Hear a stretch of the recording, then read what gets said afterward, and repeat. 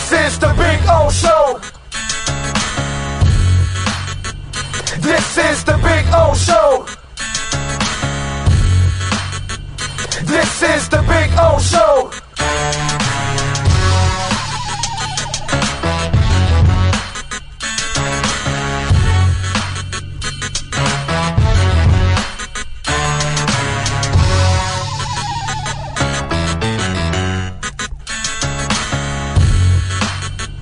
This is the Big O Show. This is the Big O Show.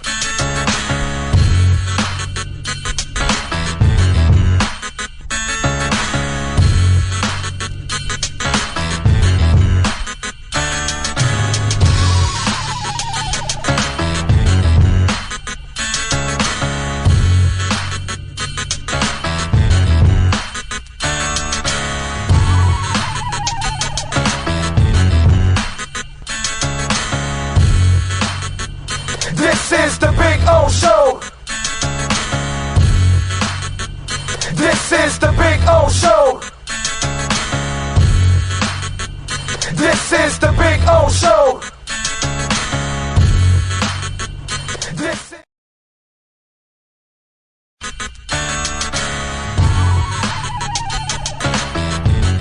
So here we are. I wanted to show you the backyard again because we had some trouble last time, but you know, cuttersedgepro.com does some amazing stuff, and there are the boys and the girl. They're having fun. There we go. Right, Maiden? Right, Bono? There we go. They're having fun. I'm having fun. Look at our Sylvester palm. It is beautiful. We got another one in the front yard like that. You can take your home and landscaping to the next level. And the artificial turf, look at that. Look at that, the two dinosaurs going at it, huh? Look at that. I gotta love the dinosaurs. Look at them. They like to bite each other's legs.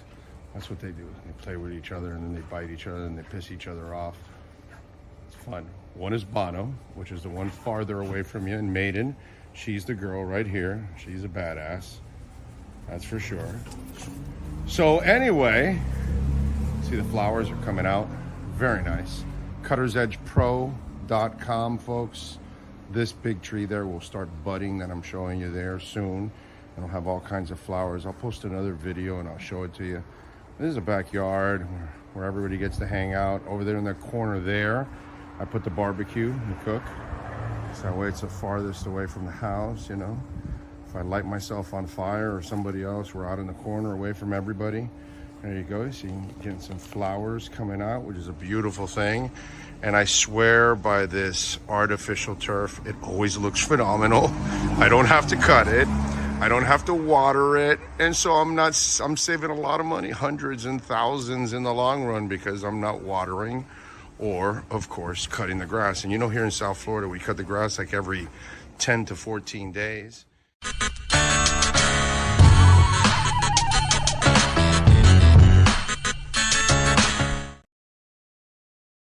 When you move, you need a reliable company led by passionate folks eager to assist its customers during a transitional process that needs to be smooth. Call Essential Moving Experts at 844-368-5750 for all your local and long-distance moving needs. You can rely on Essential Moving Experts.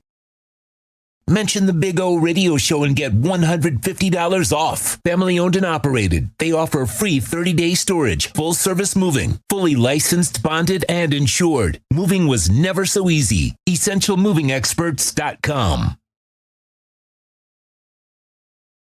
For over 16 years, EJDConstruction.com has provided South Florida residents quality craftsmanship, accurate project management, and exceptional service. That's why EJDConstruction.com is an A-rated member of Angie's List and the Better Business Bureau. When you're looking for the right custom home builder for additions or home remodeling, please call my friend Eric at 305-433-4843. That's 305-433-4843 for EJDConstruction.com. Oh, I think I know what this is. Houston, we have a package. Hello? No matter where you are, the Sloman Shield Home Security System guards your home. With next-gen perimeter protection, 24/7 monitoring, and interior motion sensing. And right now, get a free Sloman Shield security system and doorbell camera, all professionally installed, for free. Shield your world, the Sloman Shield.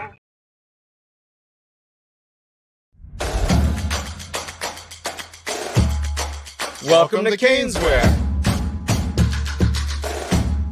New store, new items, same great experience. Family owned and operated since 2010, Caneswear has the latest merchandise from the Miami Hurricanes, Miami Dolphins, Florida Panthers, Inter Miami CF, and more. Come visit us at our store in Davie on University Drive, just south of 595, or online at caneswear.com. Caneswear, the spot Miami fans shop. With more than 62 years of litigation experience handling insurance disputes, Welton Rayom is committed to resolving even the toughest insurance claims quickly. At Welton Rayom, they don't get paid unless you win. They handle complex personal injury claims caused by the fault of another in both state and federal courts. They handle auto, trucking, motorcycle, slip and fall, and bicycle accidents. Call 954-966-4646. That's 954-966-4646. Welton Rayom can help.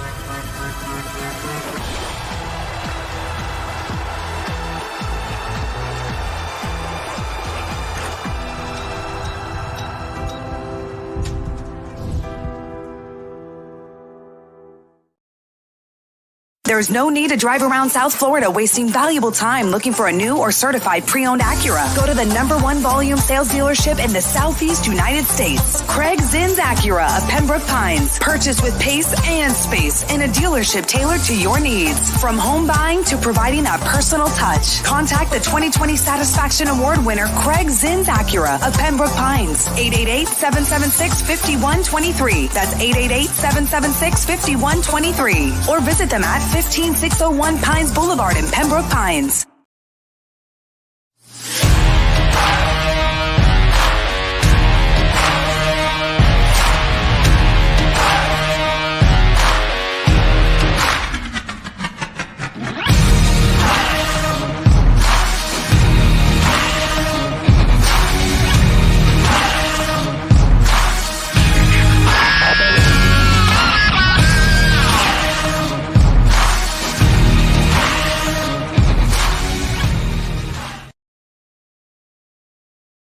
Viewpoint statements or beliefs expressed on the following program by the host, guests, or callers are not necessarily the opinions of FantasyXS.com, Media Group Inc. ownership, management, sponsors, or website. When it comes to South Florida sports teams, very few in the media have witnessed, lived, and covered it like the Big O.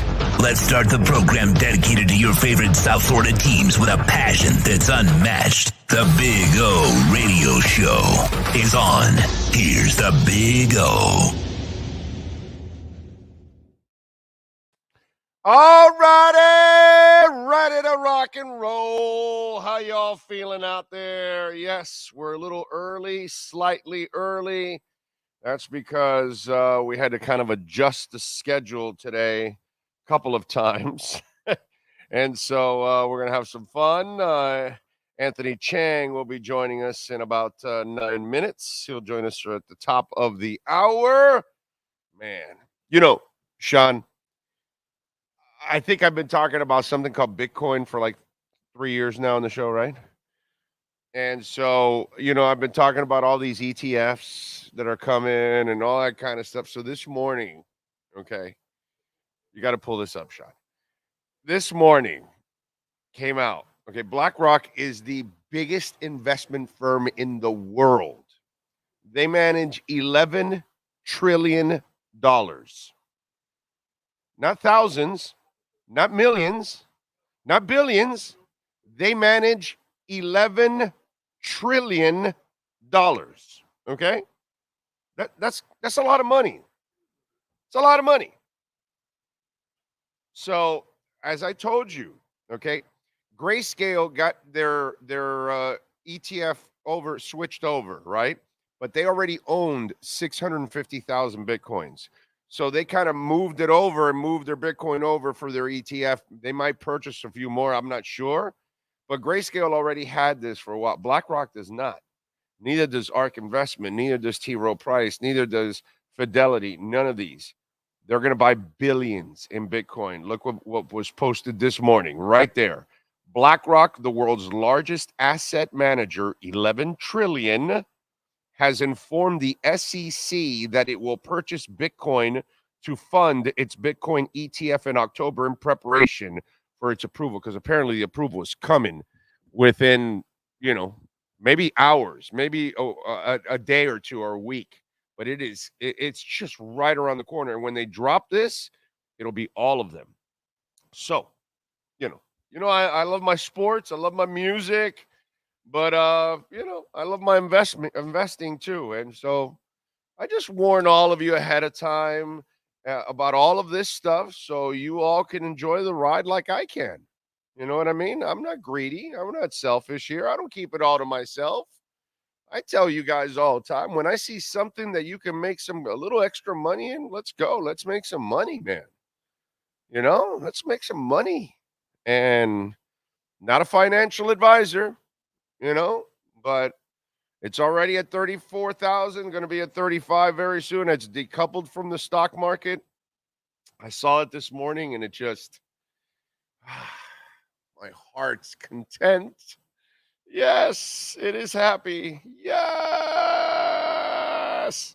So there you go. Just wanted to throw that out there. Thank you, Sean, for putting that up there. And I appreciate all of you out there chiming in. Brian Walters is number one. Steve Chapman is in. John Padilla, One-Eyed Jack, says, interesting tweet from Ramsey last night. I don't know if I still... The thing is, if Schefter threw it out there, he must have thrown it out there for some reason. Somebody must have told him that he's playing. I think it would be one more week. But as I've been telling you guys for a while, the progress was so much that I thought it was early November. And look, it might end up becoming late October, not early November. I still think they will hold him out for another week, and then next week he'll play. But he has been so freakish. This is not really a receiving core that scares you. That's the only thing that I don't know why you want to hurry him up against these guys. Because it's not even a passing game that scares you, Or is it to get him playing time against people that he won't have to put 100% effort? I mean, yeah. I guess he's always putting 100% effort. No, but it's not high level talent. Yeah, you can kind of warm up and get used to the football. He's not facing high level talent in Kansas City either. Then the bye week. Although he is facing an elite quarterback. So you will have to stay with your receiver a little bit more because that some bitch will buy time. He'll buy time. And then so he will test you. Yeah. You know what I mean? But as I've told you, he's looked phenomenal in practice. So I don't know. I don't know. I'm not exactly sure. I gave you guys the information before anybody else that he was progressing to the point that it's early November. Okay. And who knows? Maybe it'll be, the second to last days of October that he is in there. So we'll see. Either way, if they play him, then they must be convinced that he is ready to go. Hunter Butler is in. Jamie Zoria, Steven Gonzalez, True Fin fan, MM. I'm sorry for all the Heat fans who had to watch Dame. I didn't watch Dame at all. I don't really care about that. Does Dame have any titles? Thanks for playing, MM. Appreciate that. Kyle Cockrell, AKW Beats, Daniel Ping, Gordon Shumway. No, they don't need DJ Fluker, my brother. His knees are terrible. If you've been listening to this show for a while, we gave you that insight months back and told you that DJ Fluker is, he does all those workout videos and the body looks great. They don't trust his knees at all. And I've been telling you guys this for months now on DJ Fluker. Happy Friday, Big Tiger Shark Tony. It is such a happy Friday. I mean, not only because when I'm done with this show, I'm going to get in the car and I'm going to go see Dirty Honey in Orlando. And I'll be tonight, if you're in Orlando, by the way, I'll be at the Beecham tonight. It's at 46 North Orange Avenue to see one of the best young rock bands on the planet, Dirty Honey. I love them. They're one of my favorite young rock bands. They're right up there with Greta Van Fleet and Rival Sons.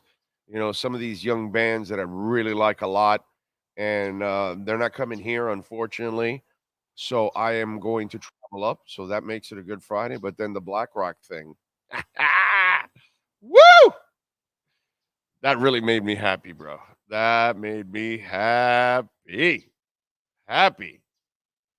And any of you out there that are invested like I am, you will be happy too. Resolute Graphics is in the house. P Crown Vic is in. Awesome. Thank you all out there as always. Remember, you can also make a donation through Cash App or Venmo at Cash Big O Show. That is Cash Big O Show. Cash App or Venmo. Cash Big O Show. We got a loaded show for you. Anthony Chang's going to join us at 10. We're going to talk to Cameron Wolf at 10:30. We're going to talk to Safedine at 11:30. We're going to talk to Mike Reese, ESPN NFL Nation Pats reporter, and I'm sure you've seen him on ESPN 1,000 times. Friend of the program. I've been friends with Mike for many, many, many, many, many years, and he's always kind enough to join us whenever we call upon. And here he is. He is a pure class. So Mike Reese will join us at 12:30 to give us the perspective of the New England Patriots, and he does an excellent job of covering the Pats on an everyday basis. Walters is asking me, Big O, are you going to be a mile from my parents and 2 miles from me? Well, then what are you doing, bro? Tonight, let's go. Come on over to the Beecham. Brian, I'd love to meet you, man. You're always here. So if you guys are there in the Orlando area, I'll be there early. You won't even have to go in. If you tell me that, if you send me a DM on Twitter at Big O Show and tell me, hey, man, I'm right here. I'll meet you before I go inside to the Beecham.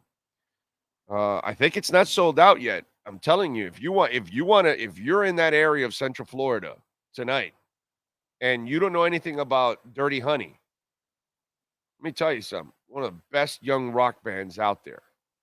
That singer's got a freaking awesome voice. Guitarist is exceptional. I mean, there's a reason why I'm driving up. You know what I mean? So, I'm telling you, pretty good. Dalvin Cook, yeah, we'll get to Dalvin Cook. I got a lot to say on that one. That's hilarious. But yeah, so we'll do it. All right, let's go. Let's get ready. The Changster's ready, right? He is ready to go. AC is ready to go. So let's go with Anthony Chang and our BaptistHealth.net/ortho Miami Heat Reporte. Heat fans, the fast break is on. It's our Baptist Health of South Florida Heat Report with insider Anthony Chang. From orthopedics, sports medicine, cardiovascular, and even cancer. Get the world-class healthcare your family deserves at BaptistHealth.net. Here's Anthony Chang. I think Bitcoin's going to hit 36,000 with these things now starting off. All right, there he is. How you feeling, baby? You feeling good? Back on the road. I'm feeling good, Big O. How are you? Yep. That's a hotel you're in. Yeah. Yes. I can tell you're not in the white room. You're not in the white room. I'm not in the white room. I'm in the dark room right now. Yeah. Yeah, exactly. Yeah, I was. If we didn't get hit by YouTube for any little thing, Yeah. I would probably play for you and your entry song, the White Room song. That song. How's it go? Something in the white room with black curtains. near the station. Anyway, so none of you guys know what the hell I'm talking about because neither one of you two are rockheads. Anyway, how we doing injury-wise going into the Celtics game tonight? Decent. Same two guys are out. Haywood Highsmith and Josh Richardson. They both didn't travel on the trip, so I would expect they wouldn't. They probably won't be back until at least the Heat return, right? Return home in a week. Okay. And then Duncan Robinson is probable. Jaime Jaquez is probable. And there's one more that's probable. But the point is, those three probable players, they're most likely going to play tonight. So I would expect They'll that play. it's just, I would expect just course. Jay Rich and Haywood out tonight against the Celtics. I got to tell you, bro, for 13 minutes, my man had 6 points on 3 for 3 shooting, 2 rebounds, 2 assists, 2 steals. Everything about Jaquez is so freaking likable, dude. I know it's just, I think he's the guy that comes in with the moxie and the confidence that makes the quick transition. And you could tell that he's like, these moments aren't too big for him. Like, he loves the challenge. Yeah, no, he could tell he's a gamer. And he was on a minutes restriction in that opener because of the groin injury. But he looked healthy and he said he felt good. He's His just legs, trusting that, his legs didn't move like he had a groin injury, bro. No, he looked good. He looked sharp. He said he's trusting the doctors that to put him in the best position possible. He's going to play whatever minutes they give him. But he looks like he can play a little some more. But yeah, just his footwork, like his IQ, basketball IQ, making the right passes out of the post. I mean, the fact that Eric Spoelstra was running offense through him in the mid post in his first NBA regular season game. When is the last time he's ever done that? Right? Like, Tyler Hero's on the floor, Caleb Martin's on the floor, and they're throwing the ball to Jaime Jaquez in the post and letting him run the offense. And he's producing efficient offense out of it. It's shit you can't teach because you're getting a more ready-made player, and that was the beauty of 25, 35, 45 years ago when we were watching basketball, that you played basketball for Dean Smith for 4 years. You played with Denny Crum for 4 years. You played with Lou Carnesecca for 4 years. You played with Jim Boeheim for 4 years, sometimes even 5. And so by the time you got out of college, you were a much more rounded player and ready to go. And then there's a lot of times now you're just getting guys and they're so freaking green. And so now you've got to teach them everything. That's not the case with Jaime because he was in college for 4 freaking years. Yeah. And so it's like when you got Dwayne Wade, same shit. You ended up getting a mature player mentally, physically, because you were able to put him in all kinds of positions in college. Because if you're there for 4 years, you're going to be in winning situations and losing situations, trailing, leading, having to carry, whatever it is. You're in every scenario possible, so they're able to see you. When you're a one and done, you're not in every scenario. Your body hasn't grown. Your mind hasn't grown. You haven't seen everything. And that's the problem. And that's what I love about Jaquez. That's why when we were talking in the offseason about the trade, trade Jovic. Trade Jovic. Don't trade me Jaquez. Trade me Jovic. This is a team that's closer to and look what's going on right now. Yeah, Jovic isn't growing in all. Yeah. Right. Growing in all. Jaquez plays. Jovic, he's watching. Why? Yeah. Because he's still a baby, bro. He's 20 years old. He's 20 years old. And, Jaquez is 22. He's played 4 years at UCLA, a bunch of big games under his belt where he's had to be the guy. You could just tell he's very polished for a rookie. Definitely very polished. It'll be interesting because he played 13 minutes, didn't take a 3, which he has to play to his strengths, right? His strengths are in the mid post, what we saw in the opener. But I don't know if I'm not sure. I have to look back if he played with Jimmy. He didn't play with Jimmy much. But I just don't know. I wonder if that would be effective for them to share the floor together because they do a lot of the same things. They operate in the same spaces. That'll be interesting. No, but high IQ. So they can use each other, from top to bottom, side filling the lane, each other attacking. Right. They would complement each other because they would be smart enough not to be in the same Yeah. spots, to space each other out. But here's where I go on a different path. What I love about this kid is I think you now have the guy that when Jimmy's off the floor, Yeah. I'm running shit through him. Yeah. He's the guy that I'm going to run my offense through him, and then I can actually have another Jimmy on the floor when Jimmy is off the floor. I know, again, folks, don't go crazy on me. Right. He's not I'm Jimmy not Butler. saying Right. Yeah. he's not Right. Jimmy Butler, Right. but I think offensively he can fill the need. Not all the other stuff that Jimmy does and the presence and all that. That the Hawkins will never bring that. He has to earn that. He has to impose all of that. But the offensive part of the game, I think he can fill a little bit of that. I really do. Yeah. Yeah. No, I don't think now. I don't know if you have to change the offense that much when Jimmy comes out. Right. You could still run the offense to the mid post. And then you still have Tyler Hero out there spacing the floor. You can do pick and rolls with Tyler and Brian, or Tyler and Bam, whoever, whichever center's out there. But the point is, you don't have to change the offense that much when Jimmy leaves the court. You have another hub you could throw it to in the mid post that could either create offense for himself, or if he draws an extra defender, create offense for others. And that's, again, it's only one game, but it was really, really encouraging what he provided in those 13 minutes. And then defensively too, like that was another question. Can he hold up defensively? He played well defensively. Yeah. There was one time he kind of got lost there. I think it was in the fourth quarter where a guy was open in the by the basket, and he was kind of roaming in no man's land, and then he kind of quickly recover and went for a pump fake and he committed a foul and fell hard on his wrist. But you're going to have that from a rookie. That's going to happen. But for the most part, he was able to hold his own and keep guys in front of him. Yeah. He again, the body's more developed too than when you get Tyler Hero 1 year out of Kentucky, and he's a skinny little kid and he's got to beef up a little bit.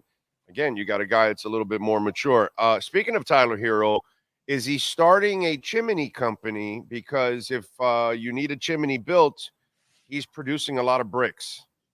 So you tell me, how's that first night? 7 of 24. Jesus Christ. Come on, Tyler. Damn. That's the thing with Tyler, is there are going to be those nights because he took 0 free throws. For all the talk about wanting to draw more free throws, he took 0 free throws. So no easy points. He doesn't get to the rim as much as maybe the elite scorers. He has to rely on a lot of mid-range shots. So sometimes your mid-range and your three-point shots are not going to go in, especially when you're not going to get, you're not generating shots at the rim and free throws. So you're going to have those nights where he's 7 of 24.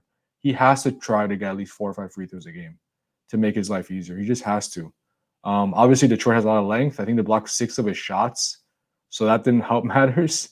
But yeah, that 16 points on 24 shots, Tyler will tell you that was not a good game by him. They still managed to pull it out by 1 point, but I would expect a more efficient Tyler in Boston.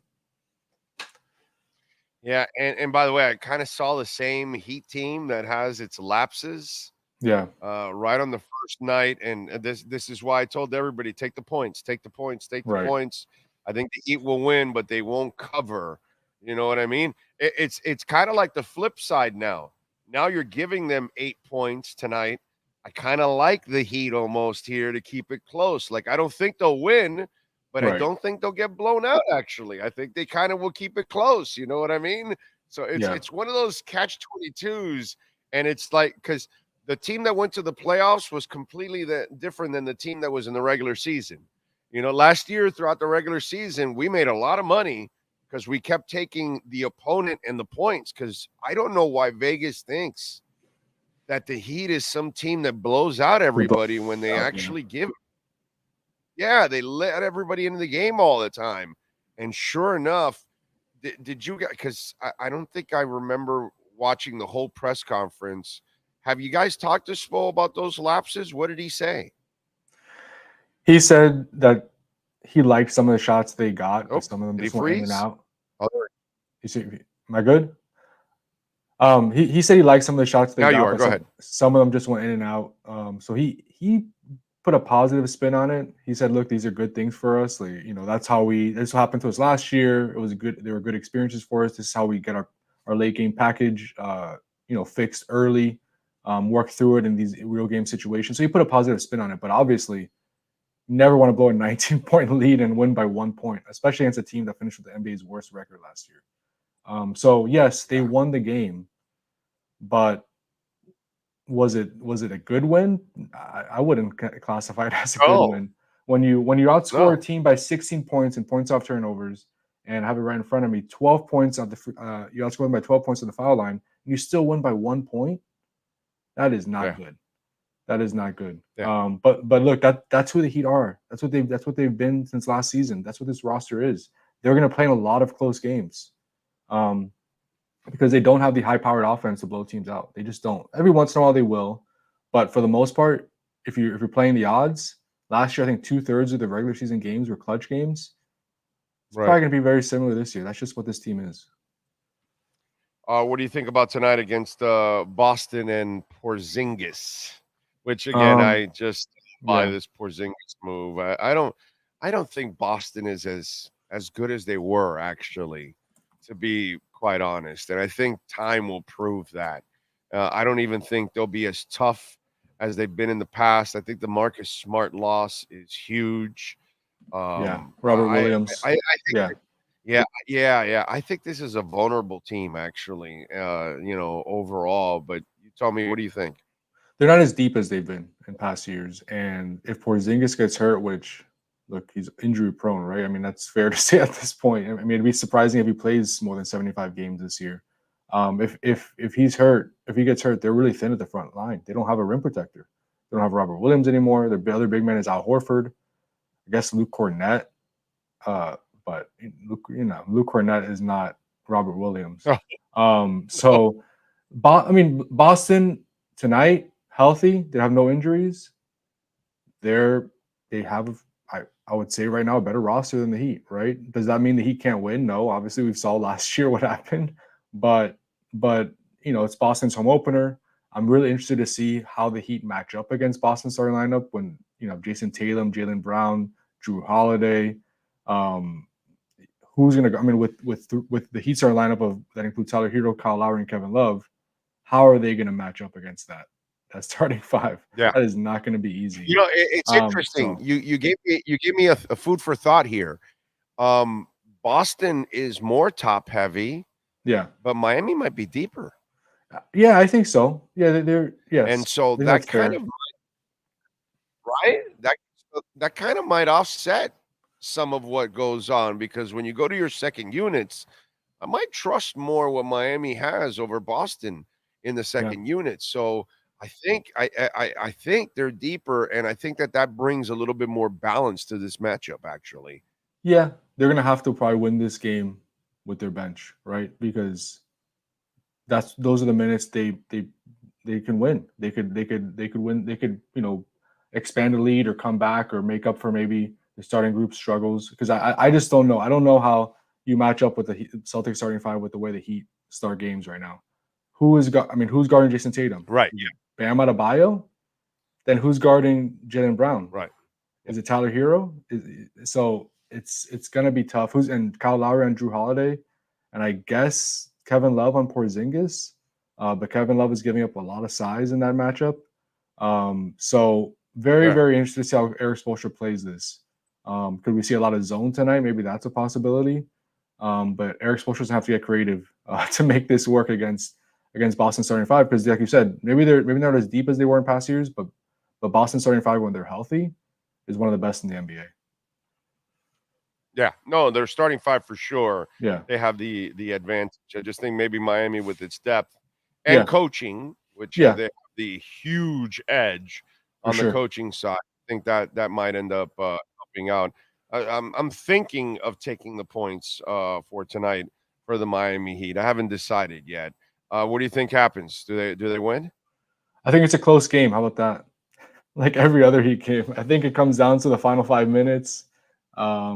I'm going to give an edge to Boston, but I do think the Heat will really try to get this one, because it's weird to say, but the Minnesota game is going to be very tough tomorrow on a back-to-back, a rough back-to-back, three and a half hour flight. Who knows who's available?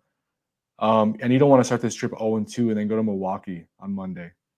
facing a winless 0-3 trip. Yeah, I know it's early yeah. in the year, but you just don't want an 0-3 trip to start the season. Hey, it's not a So nationally televised game, so are they gonna rest Jimmy since it's not nationally tomorrow, televised? I mean, it's a Yeah. back-to-back. I mean, guys with lingering injuries. I mean, you could even see Jaime, right, who has a groin injury. Maybe do they want him playing 2 nights in a row? Do they want Caleb Martin, who's dealing with the knee issue that he's still playing through? Do they want him playing 2 nights in a row? Kyle Lowry, will he play 2 games in a row? Like, there are a bunch of guys that we could see sit out just because you're managing nagging injuries.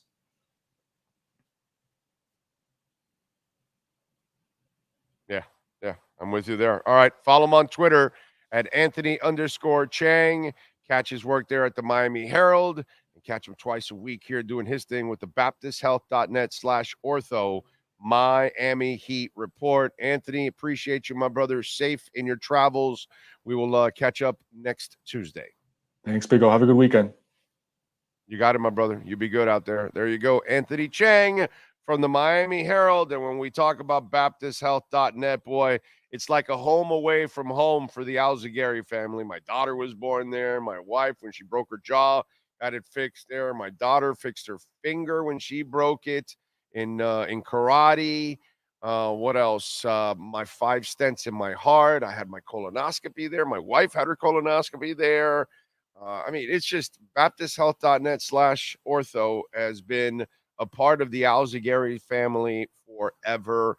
And it's a place that I trust. I trust for myself, my entire family. And folks, when we talk about Baptist Health, they have locations from Monroe County to Palm Beach County, in Boynton Beach, Bethesda East and West. We've got, obviously, the original in Kendall Drive and 89th Street. That's where my daughter was born. Fisherman's Community in Marathon Key, Mariners Hospital in Tavernier Key, Boca Raton Regional, West Kendall Baptist. I mean, it's all over the place in Homestead, you name it. We're all over South Florida. BaptistHealth.net/ortho.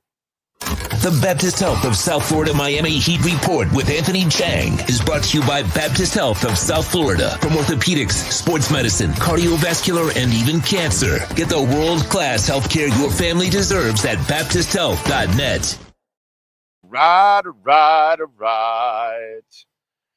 So, Dalvin Cook. That's some funny shit, man. I got to tell you, that's some funny shit. This is a story that I've had, a trip on from the get-go because so many of you, you follow some of these terrible people that have no insight on the team.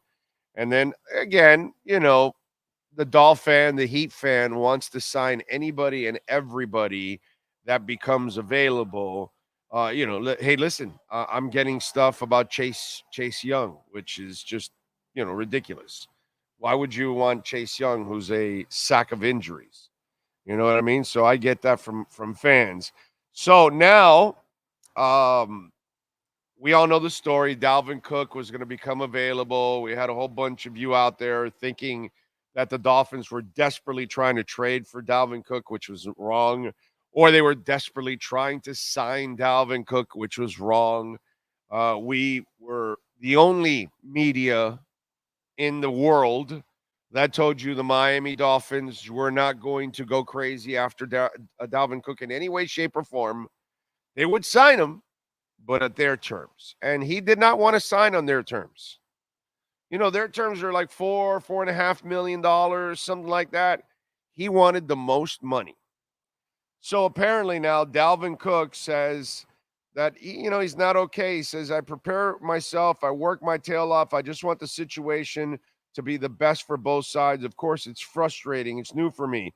I come from getting the ball 20 times a game. It's something I'm adapting to because he says he is not satisfied with his role now with the New York Jets and that he's going to approach the team about a possible trade. See, here's the problem for Dalvin Cook. Dalvin Cook and his agent have they lack a sense of reality. First of all, they thought that people were going to go line up and give them all kinds of big money.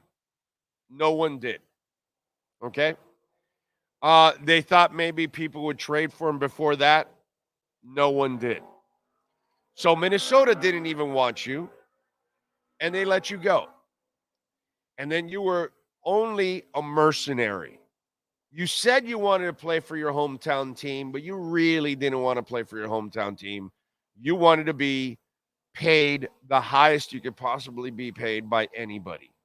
The Jets, because of Aaron Rodgers, were stupid enough to pay you $8.6 million when they already have a better running back in Brees Hall. He's their draft pick. He's their running back. He's the guy. He's their future. He's their present and their future. So why would they run an older player that isn't their guy? You're an insurance policy, an expensive one, but you're an insurance policy. And so now you have a prorated salary now. So half the season, you still got to pay what the Dolphins wanted to pay you for an entire season. $4 million, $4.5 million. Nobody's going to trade for you. The Jets are going to have to pick up a large portion of your salary. And then for what? Then they don't have an insurance policy. So they already made the commitment.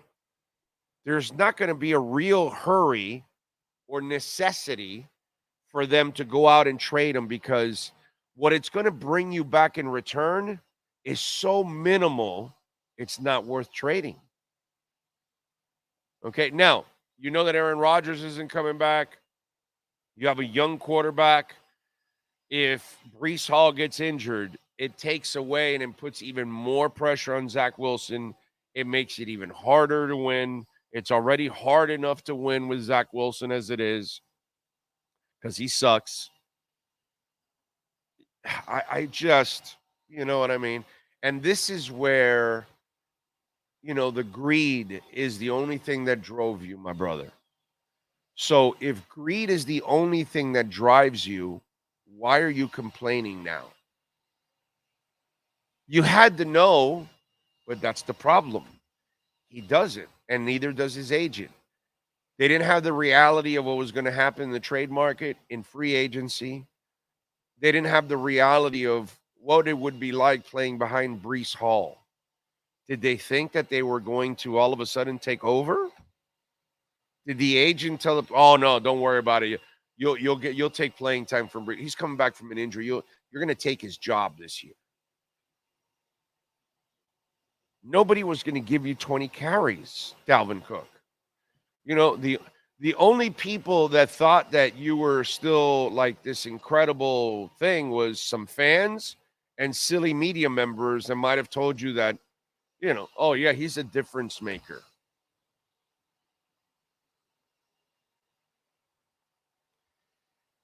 You made your bed. Now lie in it, dude. You wanted the most money, right? They were the only stupid-ass team to give you $8.6 million. So why would you think anybody else is going to pick up your salary now? Is there a contender that's missing a running back? That's about the only thing I can think of. A contender. Is Kansas City, Philadelphia, San Francisco?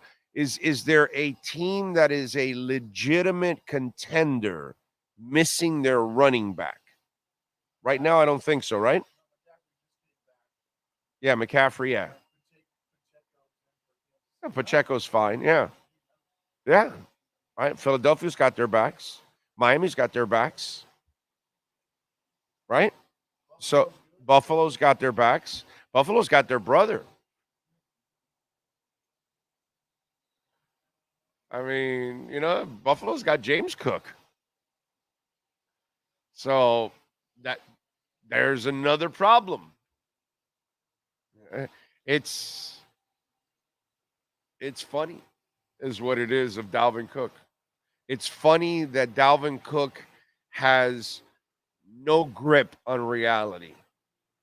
And it's sad that his agent seriously did not straighten him out. Maybe he's afraid that if he does, he gets fired. I don't know.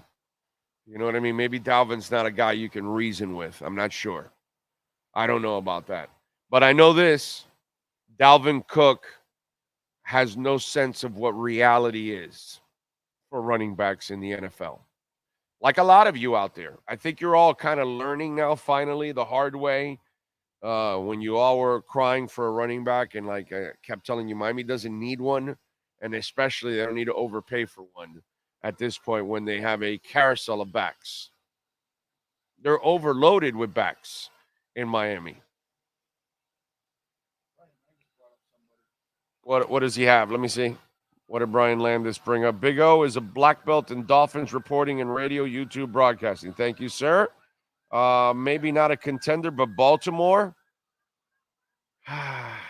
Yeah. Yeah, they have who? Swift? No, not Swift. Who's the guy they have? No, they have Gus Edwards. Yes, Gus Edwards. And they have one more guy. Trying to remember who's the other guy that they have there. Yeah, that might not be bad. But Gus Edwards, I think, has been productive for them. But he's not really a pass catcher, where at least Dalvin can do both. Justice Hill is the other guy? Okay. Justice Hill. That would be good. That's a good call, Brian. That's a good call. Maybe the Ravens. That's an excellent call on your part, my brother. I like that. Big O, that's why you're a national treasure. You always call it before these frauds out there. Oh, not always, but we try, my brother. We try. We try to have a better feel for all of South Florida sports than most. Not just football. Okay? Not just football. Basketball, baseball, hockey, soccer. We usually have a better feel than most everybody else about all the sports in town. Big O, happy Friday morning. Que viva Hialeah and Medellin. One day I'm going to visit you, Willie, out in Colombia. One day. One day, my brother, you and I will share beer somewhere in Colombia. Oh, don't know how true this rumor is. Uh-oh, here we go. But the Broncos are shopping Pat Surtain Jr. the second. Would Greer pull the trigger? Who says they're shopping Pat Surtain Jr.? That's what I want to know, Stephen. What is the real source that is reporting that? Is my guy Albright reporting that out in Denver? Is just for content right now, they're doing all the what ifs and the trades and Bleacher? Yeah, so they're putting out all these articles and right. I don't know why you would trade a shutdown corner, my man. That's not something you trade. That helps your defense immensely. And then also, I mean, what would we have then? A third of our salary would be on cornerbacks? Oh yeah, because we'd have Ramsey, Xavier Howard, and again, I know Xavier's coming up next year and this and that, but Dolphin fans want everybody, bro. They want everybody. Yeah. Wish I had listened to you on Inter Miami. Oh, you talking about the season tickets? I told you guys. You know, I don't fuck around on this show, dude. I give you guys many ways to make money. Sometimes it's gambling, sometimes it's tickets, sometimes it's crypto. You know, I give you guys the ins on a lot of this stuff as it goes on. You know, so yeah, we are constantly on it for you guys. We work hard to make you money, and we're not financial advisors by any stretch. But we tell you.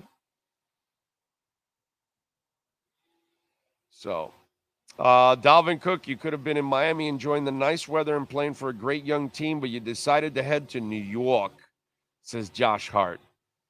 Does this streak continue versus Boston sports? It will.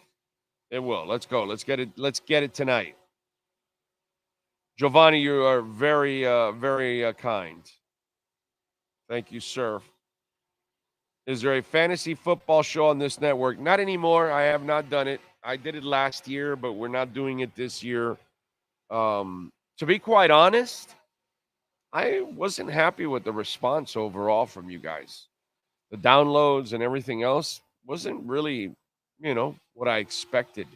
I expected more, and it wasn't. It wasn't good enough to bring back, to be quite honest. So, Hunter Butter says, "I wish I was Big O's wife." That's weird. Well, I'm happy with the one I got. J.K. Dobbins got hurt. Thank you. There you go. That's who I was thinking of. That's what I was thinking of. You want to send my man Cam a reminder so we could get his ass. By the way, Chase Young is another one that I keep getting asked about on DMs. Ladies and gentlemen, if they want to give away Chase Young and you want to just keep him for the year and rent him out, and you give away, some late pick swap, or you give away a 6th or 7th rounder for a rent-a-player, and you have an understanding with Chase Young that, hey, we're not going to re-sign you. Okay. You're making a run. You want to add another pass rusher, but he's unreliable because he is not durable. So there is no way, for those of you that keep asking me about Chase Young because he's on the trade block and everybody's talking about it and all that stuff, you cannot give anything for a guy like this. Unfortunately, it kind of becomes like the Jadeveon Clowney thing. Jadeveon Clowney was a guy that never lived up to his draft status because, unfortunately, the knee injury, and he never became the sack artist that the people were expecting him to be. I think he hit 9 like twice in his career or something, but overall, he's he at least he turned into a decent player, but he never really turned into a great player. And that's the sad part. But as for Chase, he's just never lived up, just like Clowney, just never lived up to the hype coming out of school. Unfortunately, the injuries have taken a toll. You know what I'm saying? So for those of you out there that keep asking me about Chase Young, it's just a move that does not make any sense whatsoever for the Miami Dolphins at all, unless it's completely gifted. And if it's completely gifted, then why would Washington do it? Just part ways with them at the end of the year. You're trying to, get a playoff spot, right? Screw it, dude. Keep him. Milk it until the end. And that's it. But I just don't see it being anything productive to make a move for the Miami Dolphins overall. Okay. Jets may be shopping Carl Lawson. Well, they have a plethora of defensive linemen. So that makes sense for them to do it. Now, I don't think they're going to give the Dolphins Carl Lawson, overall. And again, I don't think they're going to be able to ask for much, too, because everybody knows that their season's over. And so basically they're trying to keep their heads above water to try to play 500 or whatever. And Carl Lawson is going to go by the wayside anyway. So let's try to unload him now. So they're not dealing from a position of strength. You know what I mean? So you're not going to be able to ask for too much. Anyway, let's get to our 3A graphics sports calendar. Let's do that. My man Alan Blanco in Hialeah, 786-618-1443. Custom printing and embroidery. And check them out at 980 West 22nd Street in Hialeah. And if your company, your club, your fantasy league, your family, your friends, whatever, you want to print up some stuff, shirts, hats, pens, whatever it is, whatever the objects are, a uniform that you need for school, for a job, for a club, whatever it is, man, call 3A Graphics and Alan Blanco, 786-618-1443. Custom printing and embroidery. Bills last night defeated the Bucks 24-18. The Buffalo Bills improved to 5-3. The Bucks dropped to 3-4. Tonight at 7:30, the Miami Heat will take on the Celtics on the road. Celtics are favored by 8. The over and under is 217. Saturday at 3:30, the University of Miami will host Virginia. They are favored by 18.5 points. It's gone down a point since yesterday. 47.5 the over and under. Saturday at 6 o'clock at Amerant Bank Arena.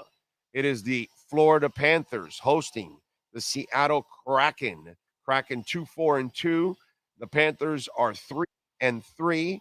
And then on Sunday at 1 o'clock, the Patriots and the Dolphins. Dolphins favored by 9.5. The over and under is 47. Don't forget, on Sunday, we're going to be live at Walk-Ons in Kendall. And we'll be there for the pre and the post-game show all throughout the game. And we'll be giving away prizes in between quarters, at halftime, 2-minute warning, all of that. So we give away tickets all throughout while you're watching the game, eating food, drinking. They give you tickets.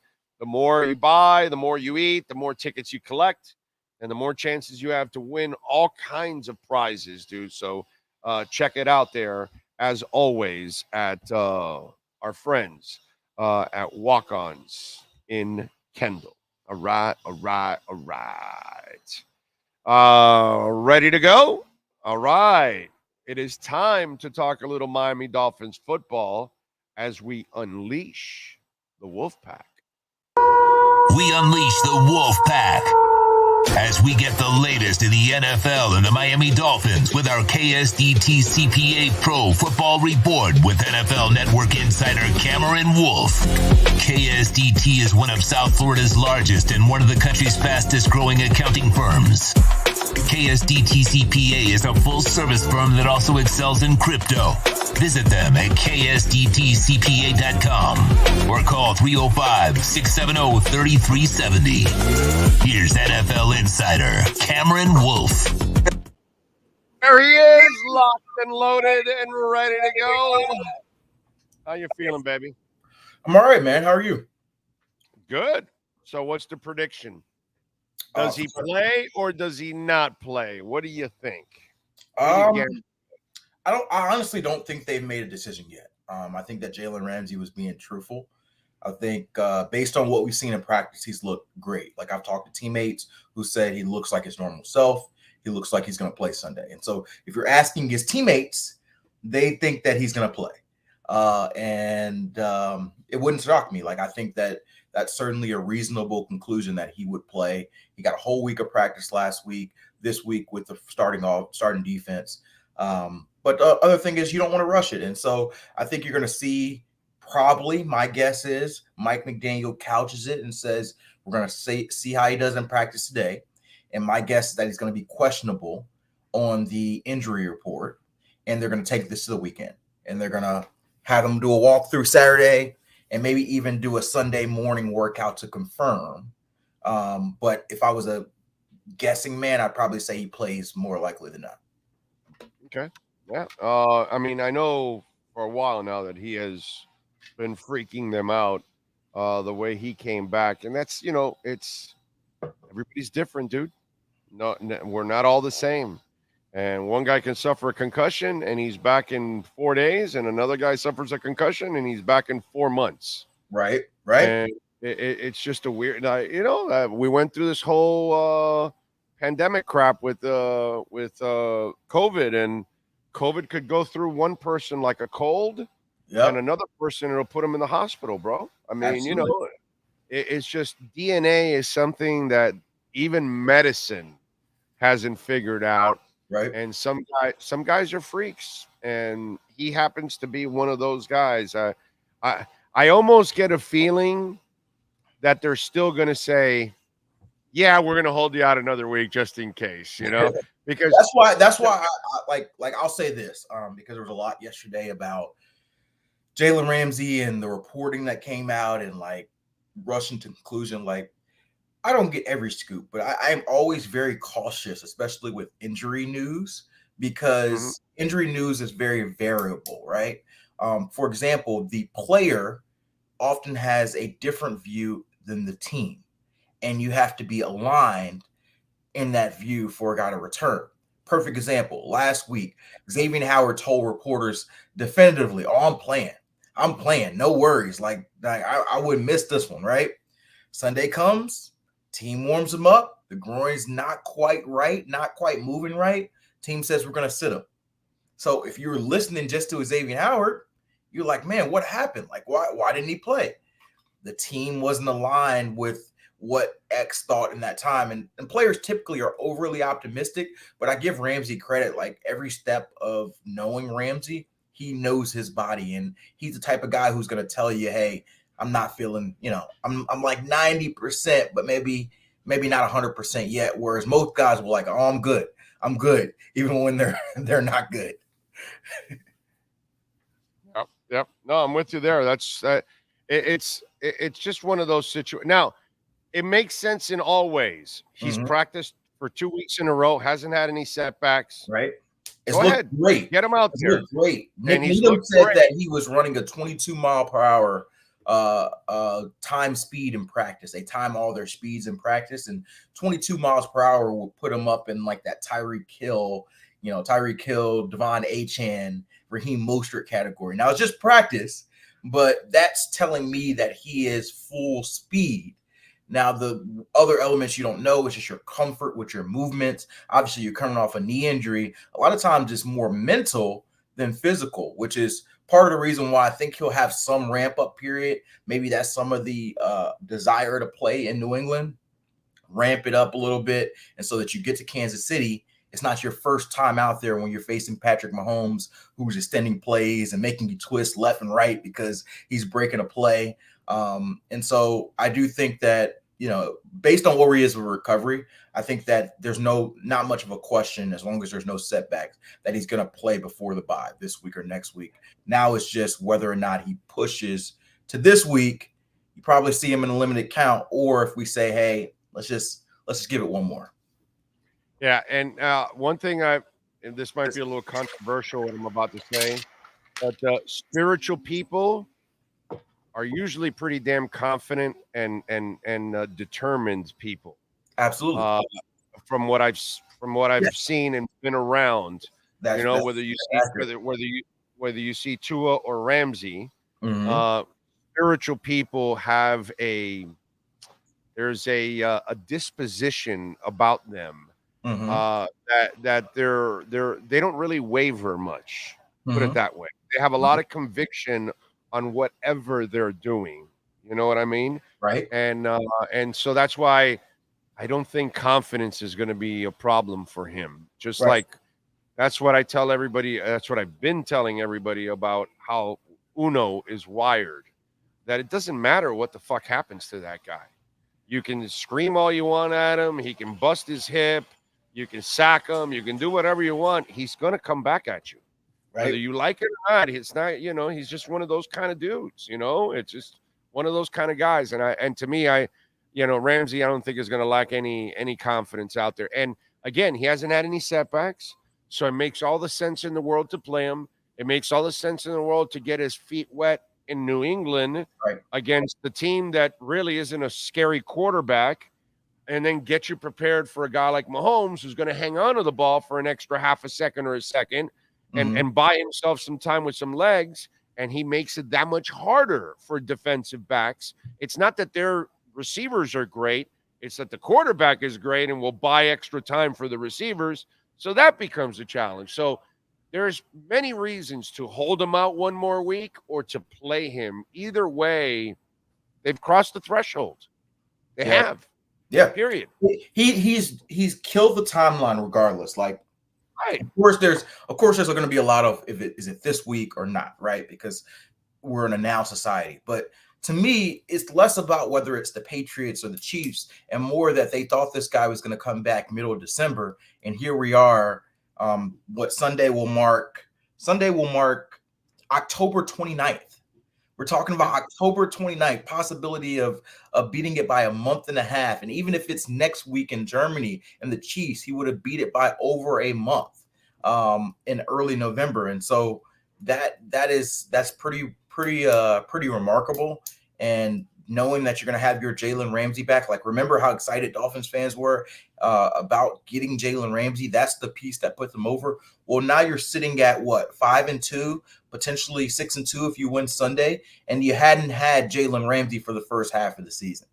And so now you add, that it's essentially like a huge trade deadline pickup again, right? Like you're essentially making a big trade at the deadline to get you over the top, ideally, right? And so I think there's plenty of reason to be excited, and I hope that Dolphins fans, like I said, if I'm picking, I still think that it's more likely than not that Ramsey plays. But if he doesn't play for some reason, if they do hold him back, I don't want Dolphins fans to be like, "Oh man, this is." I think you're still on the right track, and it's, if anything, it would just be a coach being a little conservative with a guy's rehab who was out for 3 months. I have no doubts that X is playing. When you practice on Thursday, you're playing, right? And Connor too, right? I would lean towards both of those guys playing. They've been practicing this week. Like Connor's been practicing with the starters. There hasn't been much of Liam with the starters. Xavier the same way, and so that signals to me both of those guys are prepping, and the team's prepping them to play. The one thing I will say is groin injuries are a little tricky, and that we saw on Sunday, X just couldn't get it warmed up. Connor just couldn't get it warmed up and move the way that they wanted to move.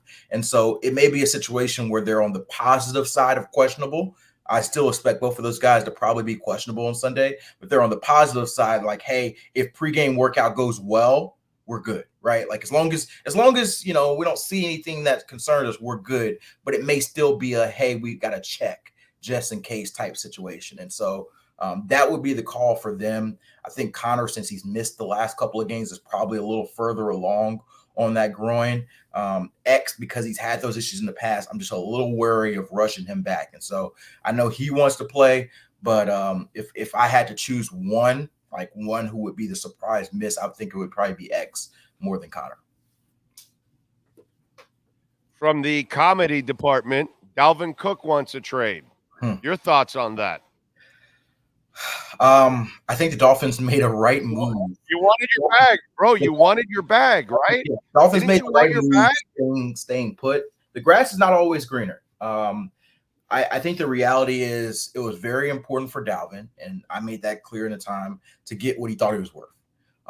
I wouldn't say that he was only chasing the bag, but I would say that was a big factor in it. Like, he wanted to go to a contender. Yes, he thought the Jets were going to be good with Aaron Rodgers, and that was a factor. Like, I don't know if he would have taken the same deal with the, Arizona Cardinals, right? But of the teams, if he's battling between one contender or another, money was the driving factor, right? And so he got $7 million, but I think he, whether he said it or not, was probably betting on, hey, I can beat that kid out. He's coming off a torn ACL, Breece Hall. There's no way. Like, they're saying in theory that we're going to split reps, but I'm better than this kid, and he hasn't been. That's just the reality. Like, Breece Hall is averaging 6.5 yards. A star, bro. And so Breece Hall is a star, bro. Yes. Okay? And this is the reality. Like, and I like Dalvin. But the reality is, some people were concerned about him being older and him losing some juice, and him being more of a situational player than a full lead back. And you're running behind the same offensive line, and Breece Hall's averaging 6.5 yards a carry, and Dalvin Cook is averaging less than 3 yards a carry. And so, I mean, you do the math there. If he went and Breece Hall was playing poorly too, and they both were playing poorly, you could say, okay, maybe it's the offensive line, maybe it's the scheme, maybe it's not having Aaron Rodgers. But if one of your backs is top of the league and one of your backs is below average, just saying you're just getting outplayed. And so, I mean, I'm sure the Jets would also be interested in the trade to get rid of that money, given that it hasn't worked out. I don't know that there's a team right now out there. There's a reason why Dalvin Cook didn't get that deal from everyone. He was out on the market for a while, and he's performed worse. And so I don't imagine there's a lot of teams that are lining up to say, we're going to pay the rest of your contract and give an asset to get a guy that we could have got for the same price in the offseason. And so I'd imagine that unless they are giving some stuff away, hey, we're going to pay a salary down to the minimum, and then you swap us 7th round picks in 2 years, like the Claypool type deal to essentially dump him, I don't know that there's a ton of value elsewhere for him. Right. And by the way, for the Jets, I was talking about this before you came on. If you trade him and you have a young quarterback right now, and Brees does get injured, now you put your young quarterback out there with nobody to help protect him back there. And so in the end, if you're not really getting a higher pick and you're just doing some late pick swap, it's actually it's better for you to just keep the guy as an insurance policy just in case something happens to Brees, so you can help out Zach Wilson. Because if once you lose Brees, oh my God, it'll be really hell for Zach Wilson. You know what I mean? So why even make the trade if you're the Jets for some late pick swap that really doesn't really help you anyway? Whereas the insurance policy is almost better to have around. And then the other part about all of this, and you nailed it, when he said, when you're thinking, oh, well, I could beat this young kid out. And that's been the problem, I think, with Dalvin and his agent from the get-go. They thought there was going to be some big trade market. They thought there was going to be some big free agent market. They thought somebody was going to want to make him their number one back and make him their bell cow, when bell cows really don't exist that much anymore. They're rare to find. And then you have if that's what you were really thinking, hey, I could go out there and beat Brees Hall. Wow, dude, did you watch Brees Hall? Do you really know who he is? Because I know I'm a Dolphins fan, but I'm going to give Brees. He's a freaking star, bro. He's a monster. And he's. I love. We talk about recoveries. We talk about recoveries with Ramsey, right? Because Ramsey's having a great recovery. Yeah. Brees Hall is having an incredible recovery. He was hurt in season last year in multiple ligaments, right? There was concern of whether he would not only be the same back and see the same back, but be the same back at all in 2023. Like, it might have been like, hey, he eases his way back in, but we don't get the same Brees Hall to 2024. We're in October, and we're already seeing Brees Hall lead the NFL in yards per carry, among qualified backs. And so it's he's a player, bro. It's a different animal.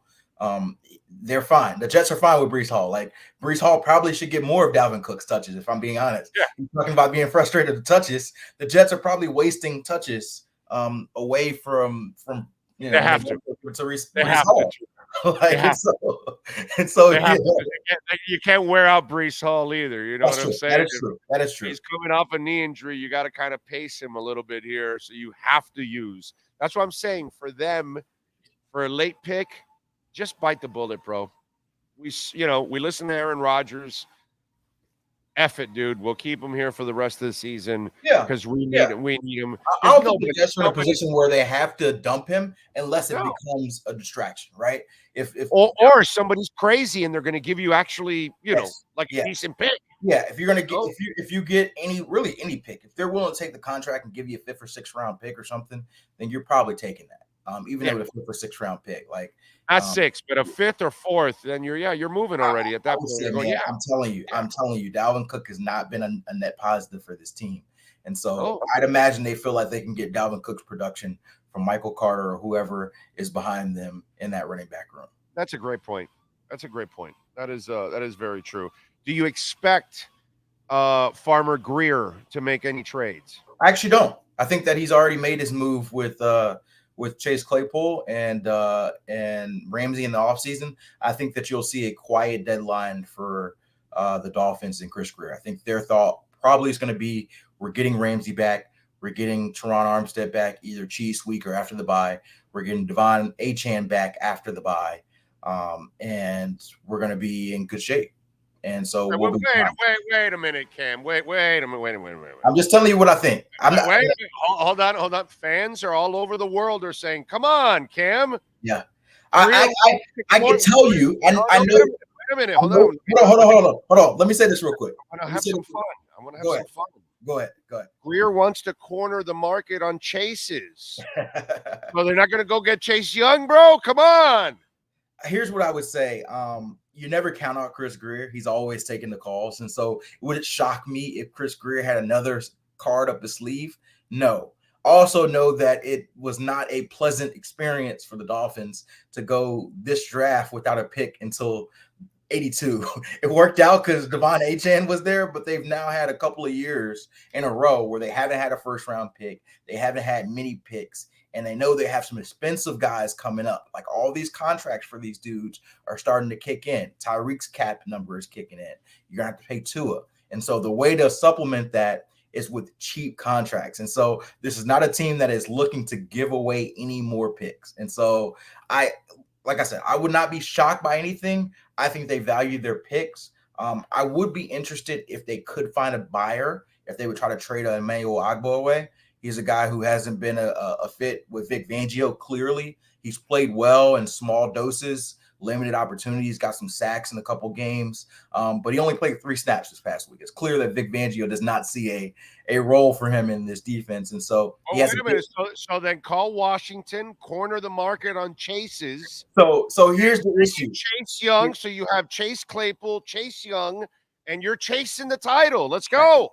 And so you sound like a guy trading in Madden and saying, I'm gonna, I'll give you a 6th round pick for Tyreek Hill. We got a deal, right?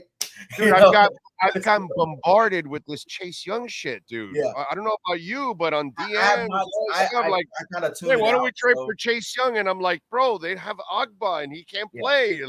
And Chase Young is always injured. Why would you want to trade for him? I certainly think that Chase Young can be had. I do not think that he will be Miami Dolphin. I could be wrong, but I do not think he'll be Miami Dolphin. But the reason I brought up Ogbah is because, like, you always think about buying, right? Because they're a contender. And that's always a thought, but there are sometimes you can be a contender and sell piece or even a player for player trade, given you just have a better fit. The problem is Ogbah's got, $8-9 million, $7-8 million left on his contract, and he is not a guy that people are probably going to want to pay that money. So you may have to pull a Tannehill. You may have to pull a Tannehill. You might have to pay it down. Yeah. Yeah, you pick up a little bit of the salary, and then they give you a 6th rounder, and then you're able to move them off. Because what you're saying is, which makes all the sense in the world, dude, it's a great call on your part, because AVG has made him expendable. That's it. That's the bottom line. And I also think that, like, based on the scheme, whatever reason, Ogbah just does not value him in that role. Like, he views Andrew Van Ginkel as the best edge opportunity when one of the top 2 guys are starting. But also he views Andrew Van Ginkel as inside linebacker. And so there was a lot of opportunities early in the season when Jalen Phillips was hurt that I thought Ogbah would get more. He got limited touches. He performed well, and then he still went back to his role. And so I don't think that he gets traded. I know he talked yesterday in the locker room, and he mentioned that they haven't talked to him about it, and he imagined they would give him a heads up or give him something if there was something cooking.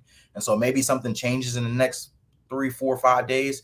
But as of now, he's got to deal with it. Like I'll tell you what, it's an interesting situation, right? And I don't know how Ogbah's feeling completely, but I can give you a general gist. If you're a player of his caliber who expects to play and to get touches, and to get opportunities, you're entering the last year deal, but you're on a team that's winning, and you have to balance. Hey, I don't want to be a distraction because my team's winning. We're doing well in the team aspect, but me individually, I feel like I may be suppressed or not getting opportunities as a whole.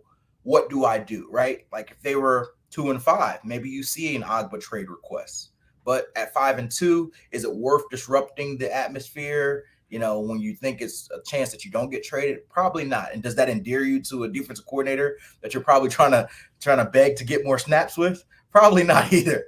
And so you probably just have to suck it up and know that this is probably your last year on the team. And you just, whatever reps you get, try to do what you can, put on film, and hope somebody else will pay you more than your snaps indicated in Miami. So, all right. What's my prediction? I got the Dolphins winning, but I've been telling everybody, take the Patriots in the points, bro, because I don't think the Dolphins are in the position to give them 10 points. With the Patriots defense, like I don't fear their offense, and I think Miami can control it, but I don't think they're going to blow out the Patriots. So I like the Dolphins. I just don't like them within the points. I don't think you should be laying 10 points. 9.5, I think, is too much. So how do you look at the game both ways, the win and the points? Yeah, 10 points is a lot of points for to give the Patriots. Like the Patriots, they had a couple games where they were blown out this year for sure. But last week they played their best game of the year. They beat the Bills, and it wasn't just the Bills like underestimating them. They played like pretty good. They've got their offensive tackles back. Like we talked about injuries for the Dolphins in week 2 when the Dolphins played the Patriots. Neither of their the Patriots starting offensive tackles were in the game, and so that really affected their ability to run the ball, to protect. And they played behind a lot early in the season. And so that game against the Bills, they finally jumped ahead. They were able to run the ball with Ramondre Stevenson.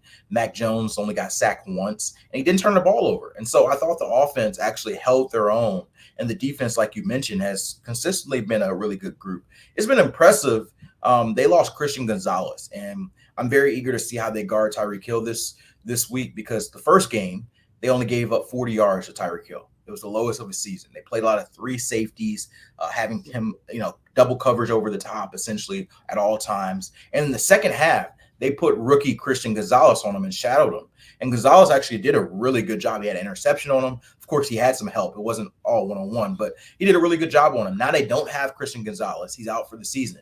But they have J.C. Jackson, who the Dolphins torched in week 1, but has been playing tremendously in the last 3 weeks of the Patriots game. And so I'm not sure which version are we going to get. Are we going to get the Patriots defense that can do what they did in week 2 and slow Tyreek Hill down? And Mike McDaniel essentially said you got to take what, if they overplay Tyreek, everybody else has to eat?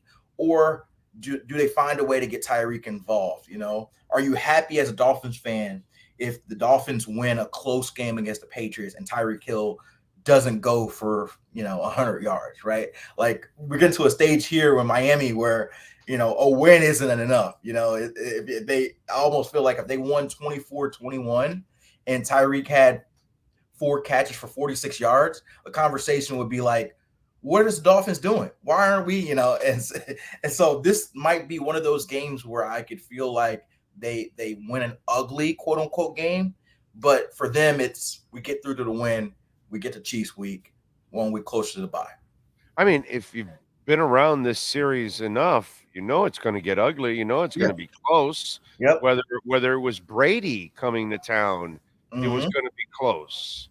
And the Dolphins probably will lose. Sometimes we'll beat Brady here at home, actually. Yep. But a lot of times they'll play him tough. And now that Miami's the better team, it's still going to be the same thing. The Patriots are going to play you tough. If you're a Dolphins fan and you're expecting, like, you're demanding a blowout or you're disappointed that it isn't a blowout, then you really don't watch this series, too well. You know what I mean? Come on, bro. And one last thing, I know you probably have another guest coming up, but a lot of the conversation this week in pregame, and I'll probably mention it too. I'm going to be at this game this week for NFL Network, doing Good Morning or Game Day Morning from 9 to 1. And so tune in. But a lot of the talk will be the Tua's record versus Belichick, right? He's 5-0. He's dominated him, right? That's obviously a storyline, and it should be. Guess who else has been talking that all week? The Patriots have been probably hearing this all week. The reporters there have been asking them. They probably had that in their mind. They know they lost week 2. And there's probably a sense of urgency and with that team, with their record of, we got to come out and punch them in the mouth, right? Until the Dolphins get rid of the narrative that they can't beat physical teams, particularly physical teams on the road, teams are going to be like, we're going to smack you and see how you respond. We're going to get in your face. We're going to mess up your timing. We're going to take chances. We're going to be aggressive with your receivers, and we're going to see how you respond. And so I'm eager to see how the Dolphins respond to what I expect to be a really, really strong, spirited effort from the Patriots this weekend. I'm with you. All right, follow him on Twitter at Cameron Wolf and catch his work there at the NFL Network. Cam, as always, have a great weekend, my friend. We will catch up next week. Appreciate you. Thank you, sir. There you go, Cameron Wolf. We unleash the Wolf Pack and KSDT CPAs. They are always ready to take care of you, folks. We talk about KSDT CPAs here for a while now. It's been 2 years that we've been talking about KSDT CPAs, and whether it's your home or business, KSDT is there to serve you, folks. They do anything and everything pretty much. They can help you in payroll. They can help you with setting up the future of your business. Also, maybe for you for retirement purposes. If you're looking to kind of plan your retirement, if you're a crypto investor, they can also help you there. So for tax, for assurance, they do it all. And by the way, they're also hiring. They've got offices in Dade, Broward, and Palm Beach counties, 305-670-3370. Got a new office in North Carolina, and they're also hiring there too. 305-670-3370. Forbes, America's best tax and accounting firm, top 200, man. All right. KSDT CPAs. This has been the KSDT CPA Pro Football Report with NFL insider Cameron Wolf. KSDT is recognized by Forbes as one of the top tax accounting firms for 2022. KSDT CPA is a full-service firm that also excels in crypto. Visit them at ksdtcpa.com or call 305-670-3370.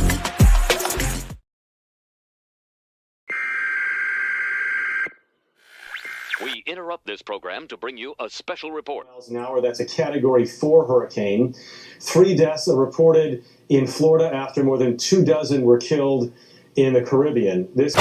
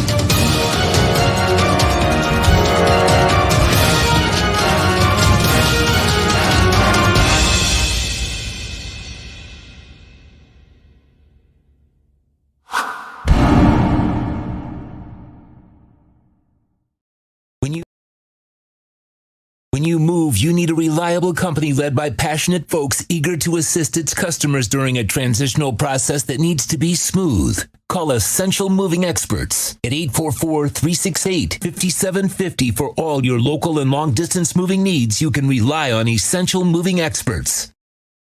Mention the Big O Radio Show and get $150 off. Family owned and operated. They offer free 30-day storage, full service moving, fully licensed, bonded, and insured. Moving was never so easy. EssentialMovingExperts.com. For over 16 years, EJDConstruction.com has provided South Florida residents quality craftsmanship, accurate project management, and exceptional service. That's why EJDConstruction.com is an A-rated member of Angie's List and the Better Business Bureau. When you're looking for the right custom home builder for additions or home remodeling, please call my friend Eric at 305-433-4843. That's 305-433-4843 for EJDConstruction.com.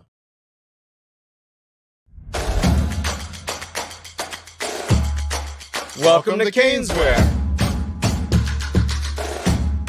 New store, new items, same great experience. Family owned and operated since 2010, Caneswear has the latest merchandise from the Miami Hurricanes, Miami Dolphins, Florida Panthers, Inter Miami CF, and more. Come visit us at our store in Davie on University Drive, just south of 595, or online at caneswear.com. Caneswear, the spot Miami fans shop. Oh, great. You have a doorbell camera. Now you have a front row seat to your house getting robbed. They're breaking into my house! Ooh, there goes the TV. I'm sure it'll turn up at the pawn shop. No, not the TV! Just because you can see them, that doesn't mean you can stop them. With Slogans, you get 24-hour monitoring, a free home security system, and professional installation. Plus, free doorbell camera, one that'll actually work for you. Get out of my house! Get out of the house! Call 1-800-ALARM-NE. Welton Rayom has more than 62 years of litigation experience handling insurance disputes. They're committed to resolving even the toughest insurance claims quickly. Call them for a free consultation. 954-966-4646. At Welton Rayom, they don't get paid unless you win. Property damage claims to your home, business, or condo as a result of a hurricane. Welton Rayom can help. Water, mold, fire, smoke damage, Welton Rayom can help. Call 954-966-4646. The viewpoint, statements, or beliefs expressed on the following program by the host, guests, or callers are not necessarily the opinions of FantasyXS.com, Media Group Inc. ownership, management, sponsors, or website. When it comes to South Florida sports teams, very few in the media have witnessed, lived, and covered it like the Big O. Let's start the program dedicated to your favorite South Florida teams with a passion that's unmatched. The Big O Radio Show is on. Here's the Big O. Thank you all for hanging in there. As always, we are at Craig Zinn's Acura of Pembroke Pines. Come on out here and join us, man. We'll be out here for a couple of hours. I got some T-shirts, too, so if you happen to be coming by, I will give you a Big O Show shirt. So if you're somewhere near 15601 Pines Boulevard, just off of I-75 in Pines, we got some new shirts that we printed. We are working on a whole bunch of other ones. My man John is working on it right now as we speak. He is designing all kinds of stuff. So we'll have a new line of stuff, hats, shirts, stuff like that. I don't know what else we would get. I don't think I'm going to make anything else, not pens or anything like that. I don't know. But maybe stickers. No, people don't use stickers. You people don't use stickers anymore. Nobody uses stickers anymore. I don't know what else I would do, but just shirts and hats at least for now. That's it. Unless you guys, unless there's a demand for like tank tops or something. I don't know. I'm not exactly sure. What do we have here on the chat board? Where is Armstead at? Is he close to coming back? He's probably another couple of weeks away. I would say after the bye week is when you could start to look for Armstead. You know, that would probably make sense. In about 3 weeks, you got the New England game, you got Kansas City, you got the bye week, and then after that might be, you know, you don't want to hurry that guy back.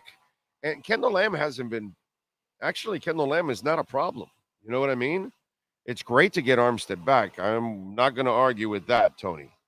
But at least, you know, Kendall Lamb is a pretty damn good option. Let's see. Dolphins 24, Pats 0. Mac Jones sacked 7 times. I like that, Eric. No Chase Young. He's almost a bust. Yeah, he's a flat-out bust, is he? Let's see. Robert says, a win is a win. Always take an ugly win. Yep. And I'm expecting an ugly win, and I have no problem with that. I don't need style points, dude. It's the NFL. Just win the damn game. That's it. Dougie Fresh says, I've been watching Cam on the show since his first appearance, and he's always money. Yes, he is. Hell yeah, I want that shirt. Well, come on by, Daniel. I'll give you a shirt. Hunter Butler, after watching this show for the past 2 years, I've come to the conclusion if you're going to repeat what anyone says about sports, make it Big O. He knows his shit. Thank you, my brother. I appreciate that. That's very nice of you. Very nice of you. Oh, man. And again, if any of you are in Orlando today, if you live there or whatever, I'm going to be there tonight. I am driving up this afternoon, and I'll be there tonight at the Beecham at 46 North Orange Avenue. I'm going to go see one of my favorite young bands on the planet, and that is Dirty Honey. They are really, really good. Really, really good, by the way.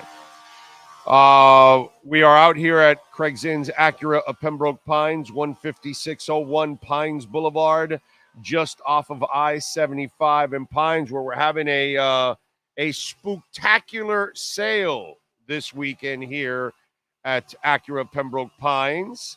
And right now, folks, the new Acura Integra, the 2024, you can get it for $329 a month. 3.9% financing for 36 months. We've also got the new TLX 2023 model, $399 a month, 3.9% financing. How about this? The MDX, the 2024. We've had a couple of MDXs in our family. Still have one left over. This one, the 2024, is $529 a month, folks.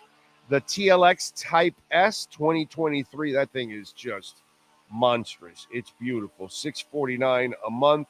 We've got all kinds of great options for you. Got a bunch of new and certified pre-owned vehicles at the number one volume sales dealership in the United States of America. Number one, it is Craig Zinn's Acura of Pembroke Pines. All right. What's the shirt look like? Oh, I thought you had one. I thought you had one. You had one on yesterday. That's what it was. It's either orange, aqua, black, gray, and it's got the big old logo right on the front. Big old show logo. That's it. I have them in the car. I didn't bring them down. But if somebody comes, I'll go get it in the car and bring it to them. So if you come on down, check it out. I've shown the shirts a couple times. I'm down for some car stickers, though. Really? So people do still use stickers, huh? You know what? They put them on their windows, now that I think about it, actually. Yeah, windows. Yeah, so maybe we'll do a sticker. That's a good idea. Maybe we'll do some stickers. But it has to be kind of like a, you know what? It can't be like a traditional sticker. We got to like make it like a. It needs to be the transparent sticker that'll stick on the back so that all they see is the big O logo. Yeah. I'm gonna talk to Alan. I think he'll be able to do it. I think so. I like that. Transparent sticker for the back window. That's a good move right there. If the defense we saw, BS Philly, shows up Sunday, Patriots will get destroyed, especially if Ramsey has his way and plays.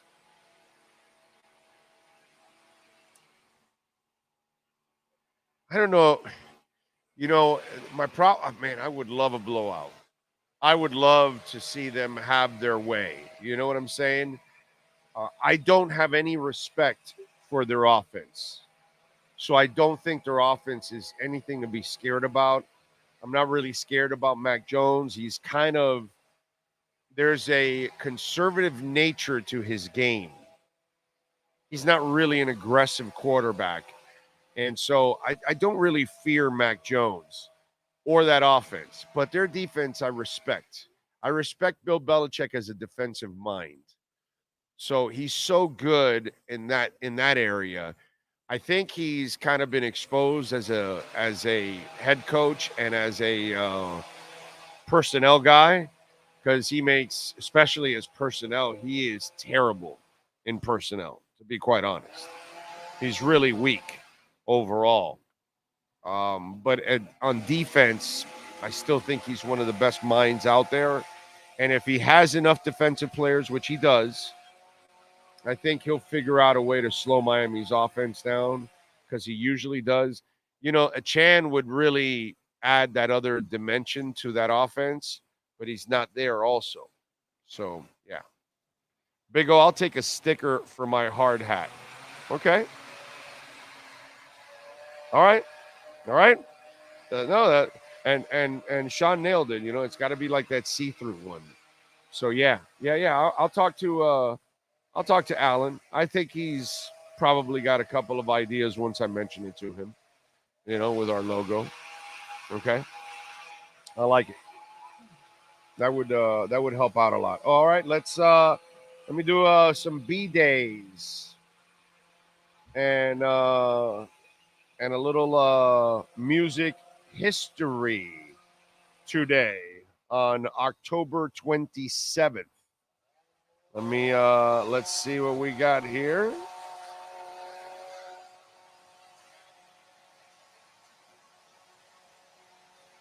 Wait a minute, hold on.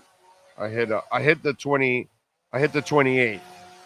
So the 27th. In 1975, on this date, after releasing the album Born to Run and the title track from it, Bruce Springsteen graced the cover of Time and Newsweek, simultaneously becoming the first rocker to ever do so. In 99, Korn debuted their single Fallen Away From Me on the season premiere of South Park. In 2004, Rod Stewart topped the U.S. album charts for the first time in 25 years with Stardust, The Great American Songbook, Volume 3. In 2002, the Foo Fighters had their first number one album in the UK when One by One topped the charts overseas. In 2003, Stone Temple Pilots singer Scott Weiland was arrested for DUI in LA after allegedly driving his BMW into a parked van. Rest in peace, Scott. Hell of a talent.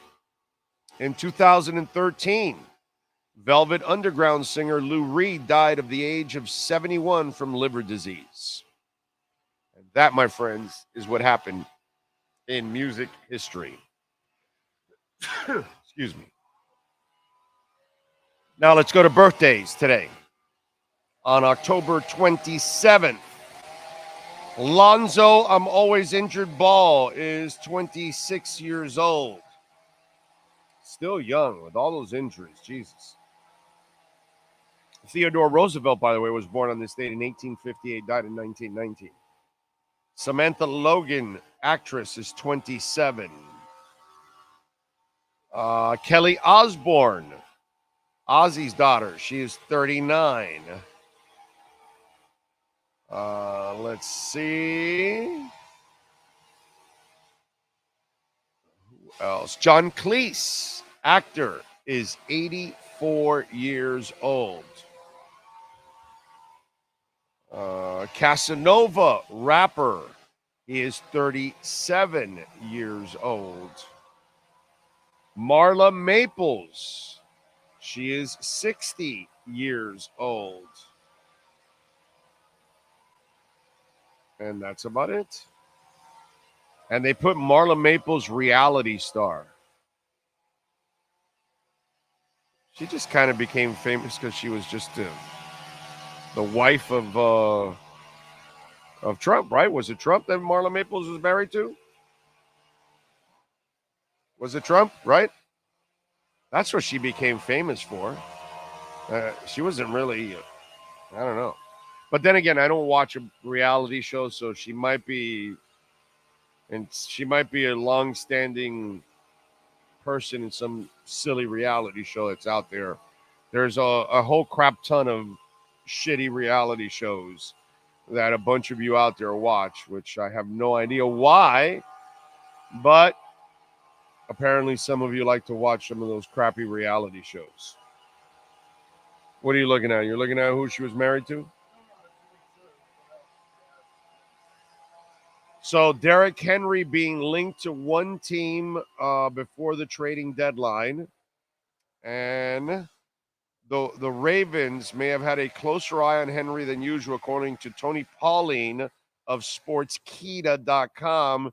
Says there's a building a belief around the NFL that Henry will wind up in Baltimore. The Ravens lost J.K. Dobbins to a torn Achilles in week 1, which has forced them to use a committee of Gus Edwards and Justin Hill, which is what we talked about.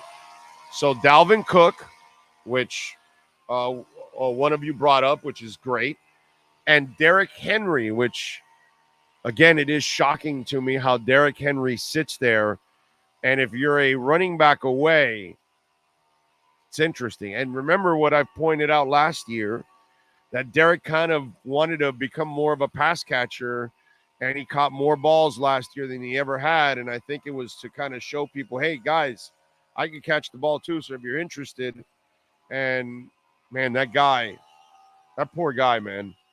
He has carried that franchise. He is that franchise for so many years. So we'll see. I don't think Dalvin Cook, but I could see Derrick Henry getting traded. That one makes a lot of sense. Whether it's Baltimore or somebody else getting him. And with Lamar as a running quarterback, that just benefits any running back that gets, acquired. The only thing I would tell you is if you end up in Baltimore, be careful. They're snake bitten over there. Holy crap. We talk about our team down here having bad luck. They have a crap ton of bad luck, too, with injuries. A whole bunch. Lenny Pena says, good morning, Big O and Sean. Listening from Port St. Lucie. You mentioned the other day you guys may be coming up here to do a show. Let me know, man. I'll be there. Well, you listen often enough, you'll find out. We'll tell you. And if we have any sponsors that are listening or potential sponsors, Monroe County, Dade, Broward, Palm Beach, Martin, Port St. Lucie counties, we will travel. It's not a big deal. So if you want to bring our show to your place, and hopefully we can get people to visit us also while we're at your place, we can do that, man. So if you want to join us, we have a business line, 786-754-4664. That's 786-754-4664. And Lenny, it could be coming soon. You never know. Let's see. Open an O-line merch website. It's coming. We're working on that right now. Okay, it's gonna finally happen. Okay, it's just hard, man. I'm by myself here trying to do all the kind of things that I got to do. So it's not easy, man. It's not easy. It's not easy doing all the business stuff. Like, I'm lucky that Sean is here to help us with all the other stuff, but all the business stuff, I'm solo, man. So it's not easy that I have to like run everything, So it kind of takes some time, and then you got to team up with the right people, Dougie Fresh says, I am worried that this will be the least viewed World Series ever, further eroding viewership and revenue. P.S. I hope the tree they are cutting down doesn't fall on you and Sean. Yeah, they're landscaping and they're tree trimming everything and all that kind of stuff. Which, by the way, you should call our friends at Cutter's Edge Pro. Whether you're looking for landscaping for your home, office, HOA complex, all that, or maintenance. That's the other thing that they do an exceptional job. So maybe your landscaping's kind of fallen by the wayside. You don't have a lot of time to maintain it, and maybe you want to upgrade it, improve it, maintain it. Call my friends at Cutter's Edge Pro, William and Mike. They know how to get it done, man. 954-472-0622, Dade, Broward, or Palm Beach counties. Let's see. Trump left Ivana for Marla. Okay, there you go. That makes sense.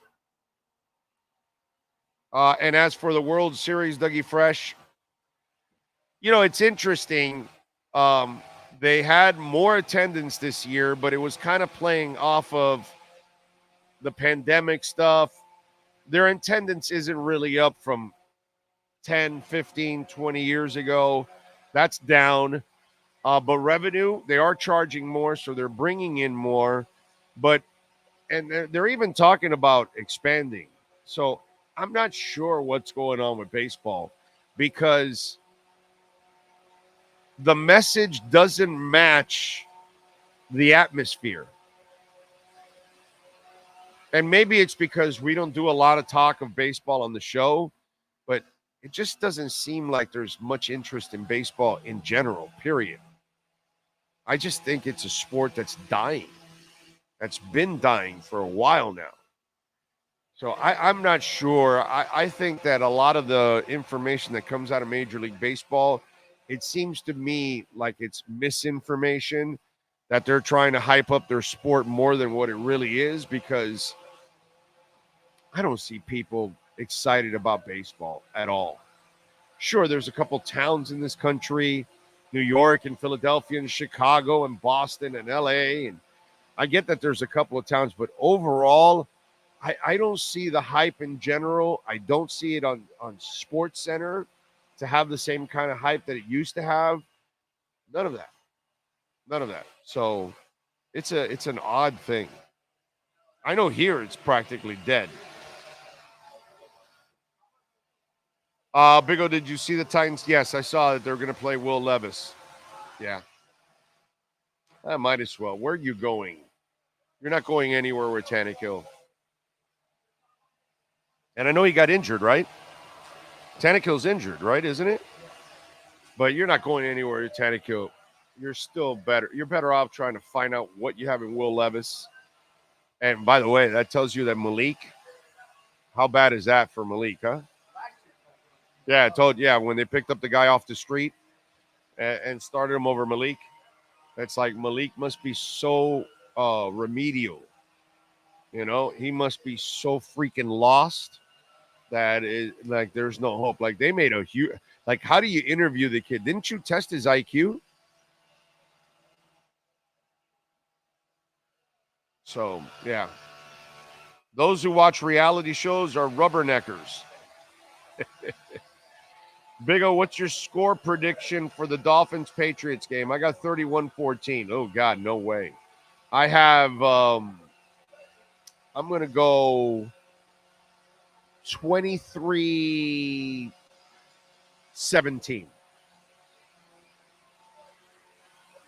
Okay. Yeah, baseball is dead.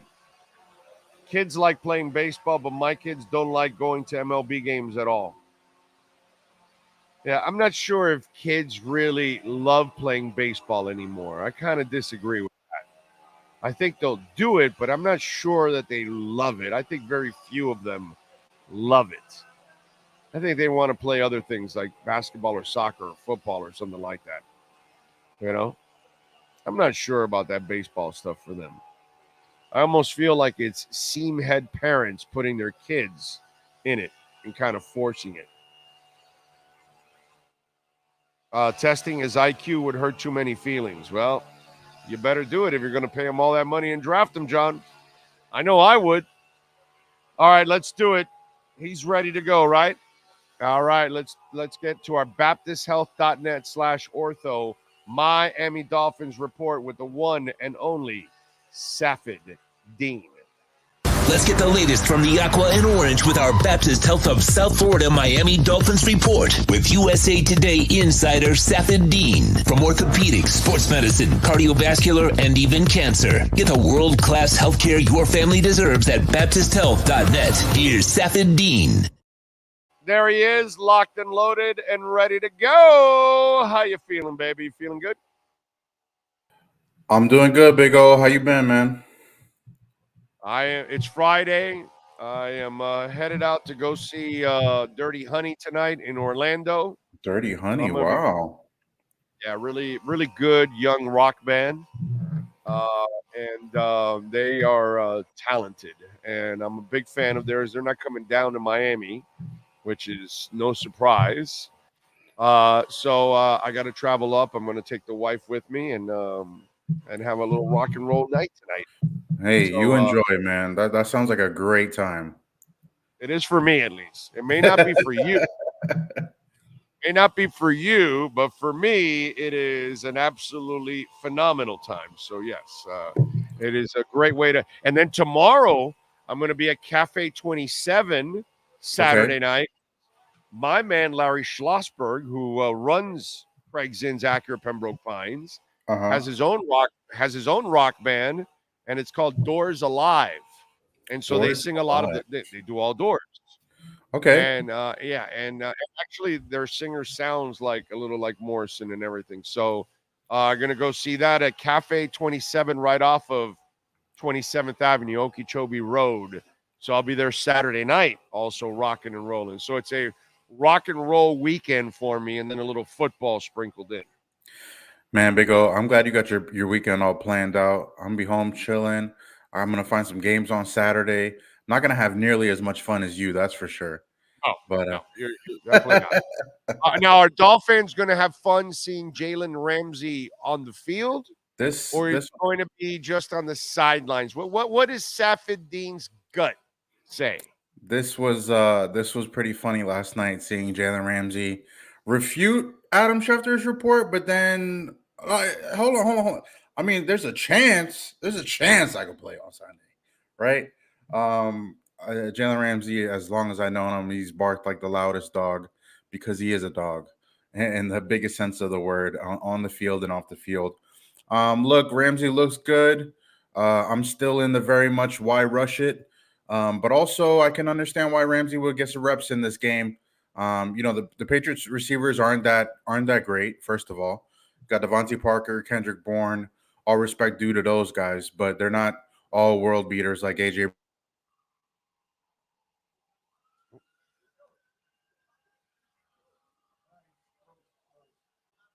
Oh, he froze. Oh, okay. I thought he got muted because he's continuing to talk, or maybe my thing. So I delayed. can see There Jalen you Ramsey are. getting some reps in this one. We're Repeat back. We're everything. back. All right, cool. Repeat everything you just said. Go ahead. Start all over. All right, cool. It was really funny to see Jalen Ramsey refute the report by Adam Schefter last night, but then come back and say there's a chance I could play. Hold on a second here. I've covered Jalen Ramsey since Florida State, and he's always the loudest dog to bark. That's for sure, and that's because he is a dog on and off the football field. I can see him coming back in this Patriots game, yes, but why rush it? Is still my point of view on it. Also, I was kind of talking to Cam Wolf about this. We don't know what the field condition is going to be like in Germany, for the game next week against the Chiefs, for him to make that, debut there too. We're always worried about what the field is like in every game. But mostly, I know London was okay for the first game. I forgot where that was. I think it was, I forgot the first location of it, but the second one in Tottenham, the grass was horrible and players were complaining about it. So I'm not sure how it's going to be in Frankfurt, Germany right now. For him to play against the Chiefs. I can see him getting reps, but I honestly, I wouldn't rush this at all, man. I wouldn't rush that at all with Ramsey. I wouldn't rush Xavier coming back from a groin, although I'm sure he might play. And the same thing for Teron Armstead, too, who we saw kind of walking around a little bit of practice this week as he's getting his rehab back. A-Chain is also getting his rehab back, too. So I could see him playing, but I'll pump the brakes, man. There's really no rush. There's really no rush for Jalen Ramsey. No, I agree. There is no rush, but what are you going to do? You can't stop a locomotive. Right. If the freak is advanced, like I told Cam earlier today, it makes sense to play him if you feel he's fine. It makes sense to hold him out for another week just to be precautionary on it. Plus, you don't really need him for the Patriots. It also makes sense to kind of get his feet wet a little bit in this game and then get him more prepared, for Mahomes the following week. In the end, bro, if he's medically cleared and the guy looks great out there and there's no soreness or no setbacks, what the hell are you going to do? You know what I mean? Yeah, at the end of the day, he's going to have to play at some point, right? And that's kind of the bottom line of this. He's going to have to play at some point, and for him, getting game rep is the best opportunity for him to see how far he's back and what he needs to do. And I would rather have him have a game than go play the Chiefs than just go kind of play the Chiefs straight up his first game back from a meniscus tear. The thing that was really interesting to me, though, Big O, was that this Schefter report last night, Thursday Night Football, it's exactly 3 months, man. Exactly 12 months have passed since Jalen Ramsey first got hurt.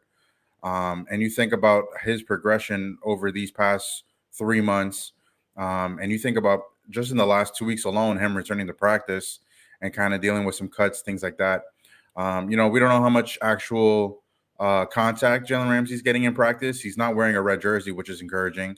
But you don't know how many reps he's getting in 11-on-11 or 7-on-7 with the guys. I'm pretty sure he has some contact with them, just doing one-on-ones, things like that. But 11-on-11 contact is a little bit more different. So I'm not sure if he's ready to make tackles.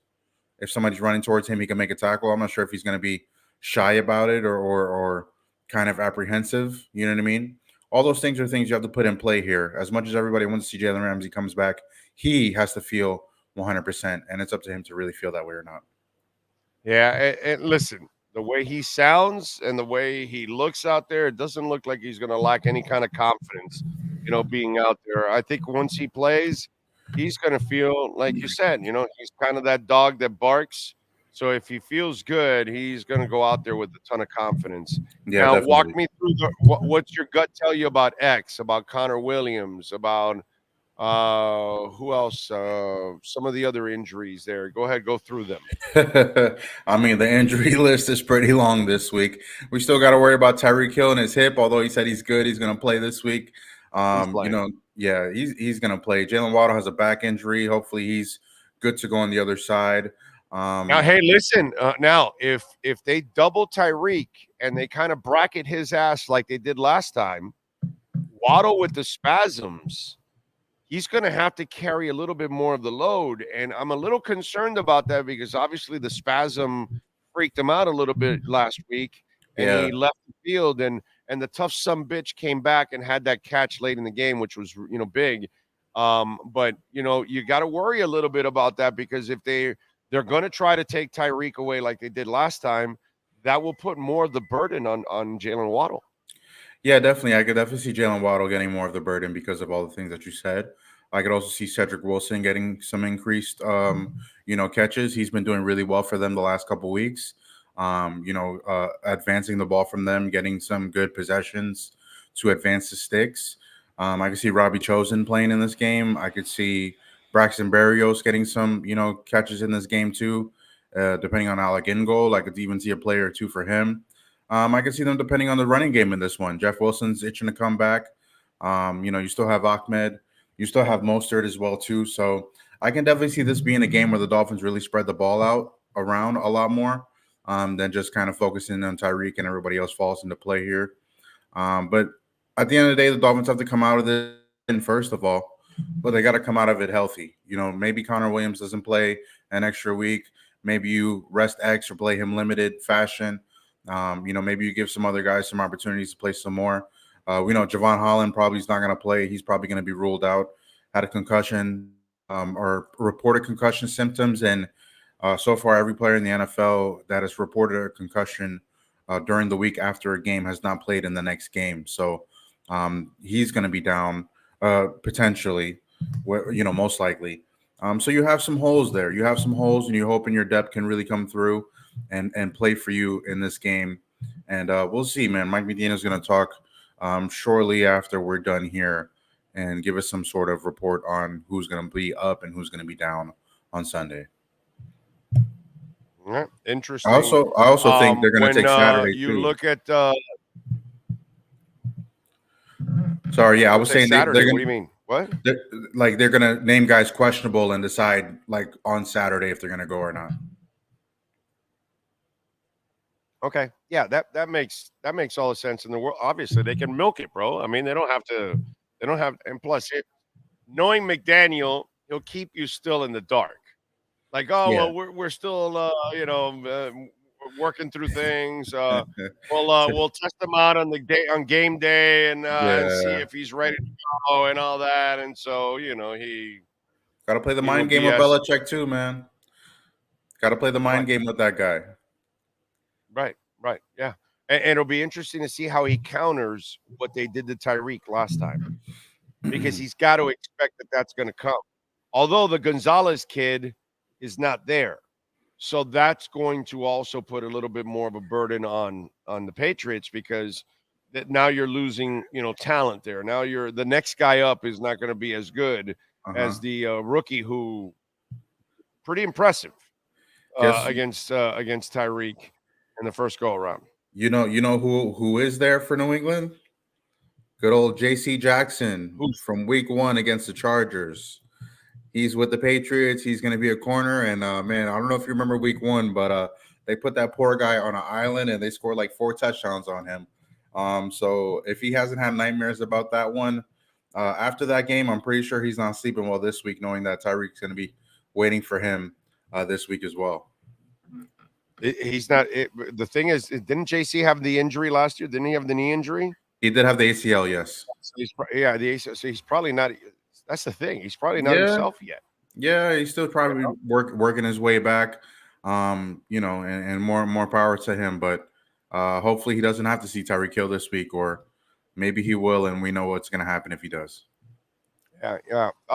Brandon Jones must have made some progress, real progress, for Fangio to say that he's starting, with Holland out. That's I don't know if it's a desperation start or maybe he just feels that much more confident, but I think that's a lot of progress for Brandon Jones. Yeah, definitely. When you look at how far his progression has come since training camp, we're talking about July, right?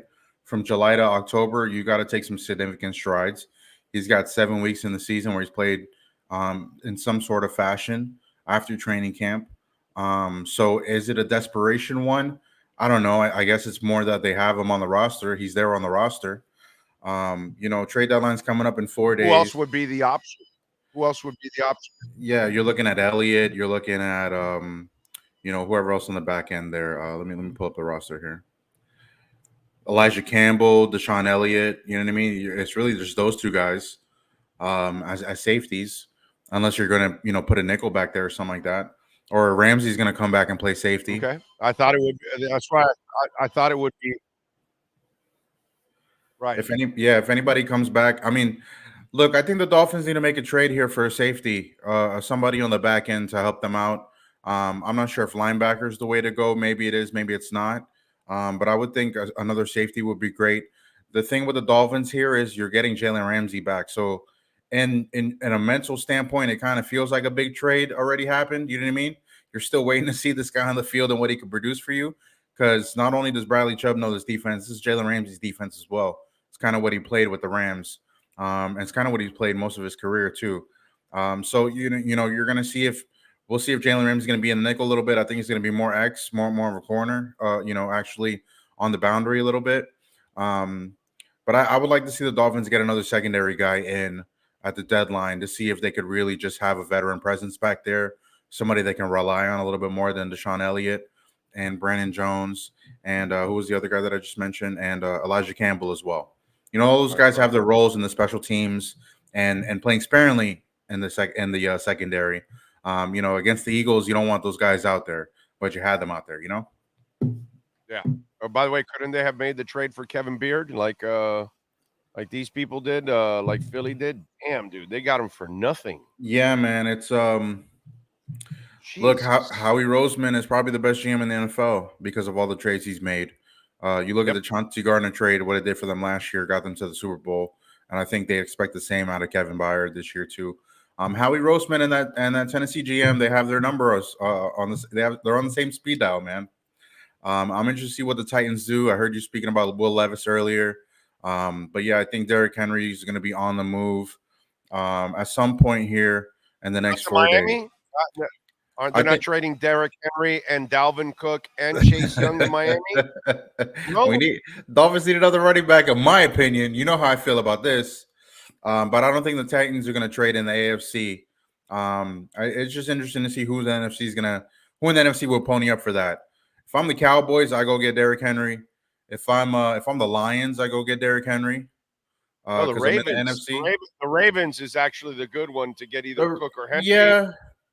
They need a back right now, actually. The Gus Edwards is their number one guy because they lost their number one back. So actually, they should be trading for either Derrick Henry or Dalvin Cook. One of the two. They should, but I don't know. I don't know if Tennessee is going to trade in the conference like that. Yeah, well, they're not going anywhere. And the thing about the Ravens too is Gus Edwards has been their number one running back for the past 3-4 years, man. So yes, they do need it. They do need another a big time player. Derrick Henry would change the pendulum a little bit for whatever team he does wind up with. I think he goes NFC. I think if the Cowboys pick him up, it'll be huge for them because they could kind of play Tony Pollard a little bit as a receiver out the backfield like they did last year with Zeke and had their success that way. They don't have that many weapons outside of, CeeDee Lamb. Brandon Cooks is okay, but it's different when you have Amari Cooper and Dalton Schultz and then you don't. I would like to see him go to Dallas, maybe Detroit. I don't know if there's any other NFC team out there I would like to see him on. But yeah, I don't think he gets traded to an AFC team. Cotton, what do you think about him at left guard? because he's going to play this week. He's going to be playing for a couple of weeks because Yeah. Isaiah Wynn's going to be out for maybe the season, actually, because when he said a long road, it didn't sound very hopeful that Isaiah Wynn's going to come back. But go ahead. Yeah, it didn't seem really hopeful for sure. I'll be honest, I haven't watched much of Lester Cotton, so I can't give you really full informed information on that. I'm interested to see what the rest of this line does because if Connor Williams isn't playing, you got Liam again. Then you have Lester Cotton.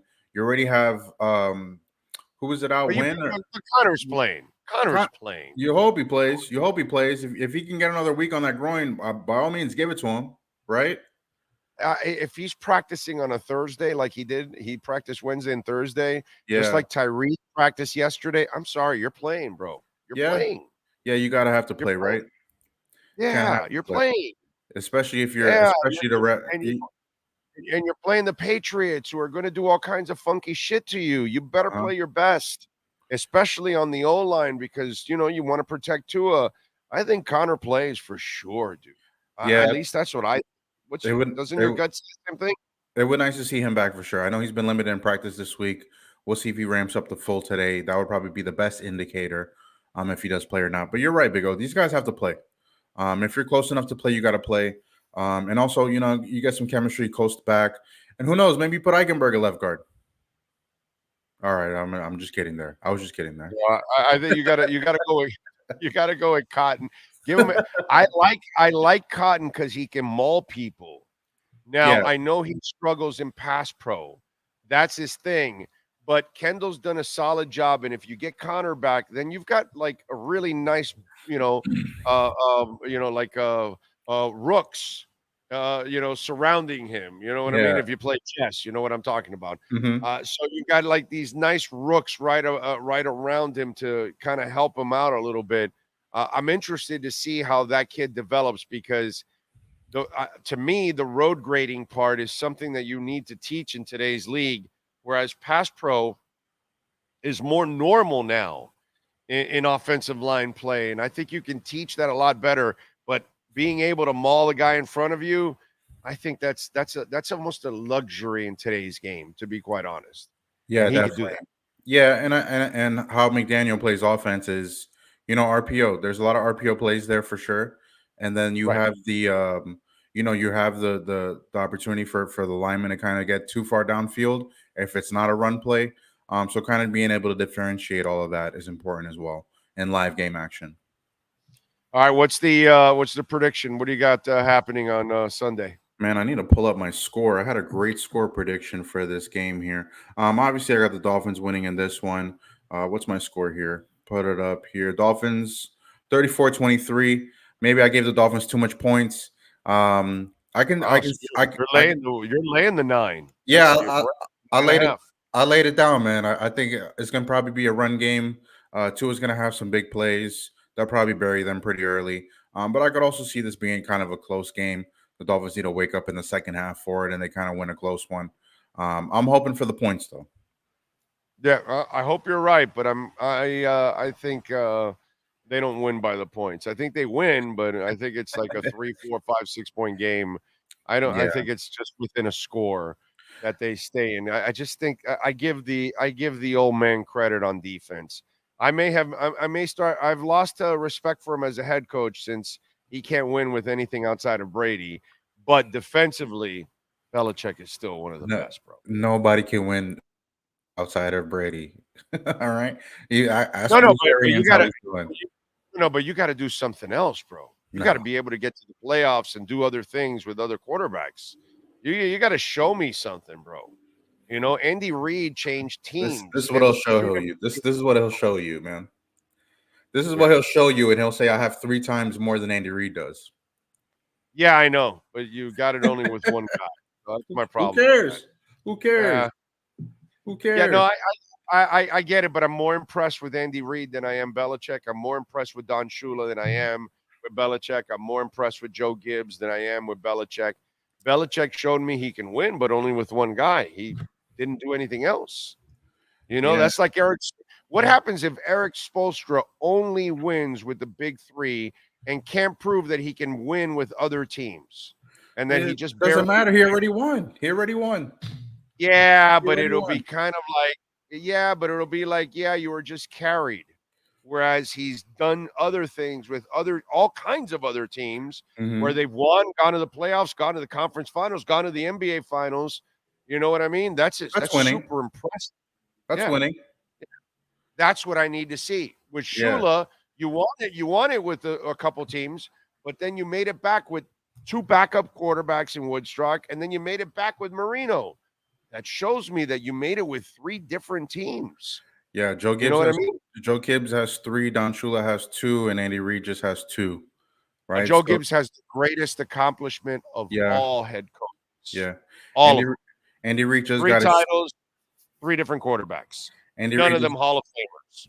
Andy Reid just got his second one. So all 3 of those coaches are now 7-6 if you combine them over Belichick. Yeah. So for a really long time, Belichick was better than all 3 of those guys combined. No, now he's just trailing by 1 by those 3. I get it.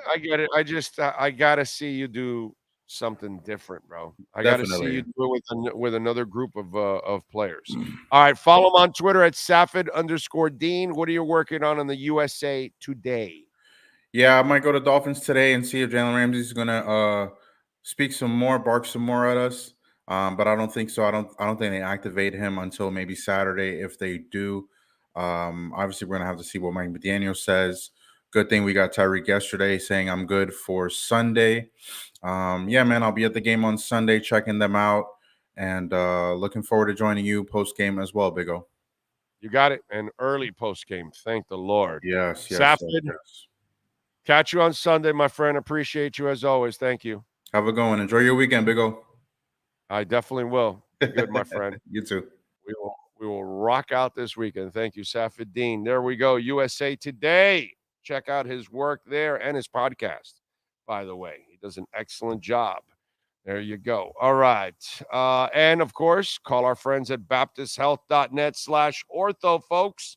And when we talk about Baptist Health, if you have an injury that's keeping you from doing what you love, take charge of your health and get back into the game with the help of the all-pro staff at Baptist Health Orthopedic Care.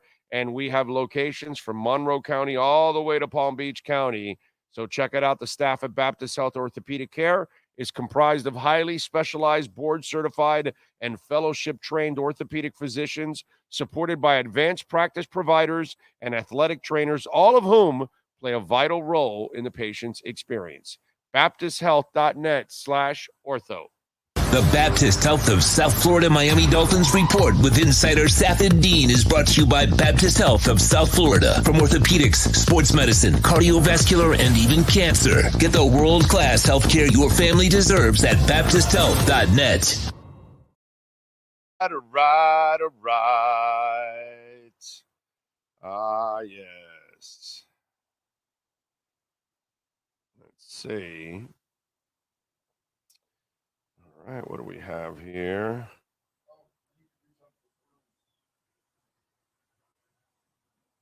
What that? You need something? Oh, yes, we do need something. Yes, Karoon.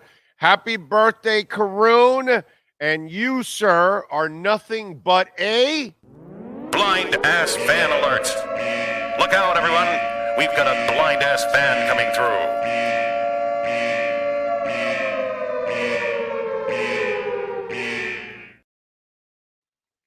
There you go, Karoon, you blind ass fan, you. That's what Karoon wanted for his birthday. Karoon gets what he wants. You want a blind ass fan alert? You get a blind ass fan alert. We're going to have a blind ass fan alert shirt, by the way. We're in the process of making that. So Johnny is in the creative process of all of that. Okay.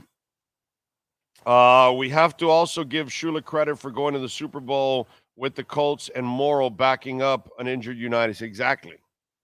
Shula did it with all kinds of teams.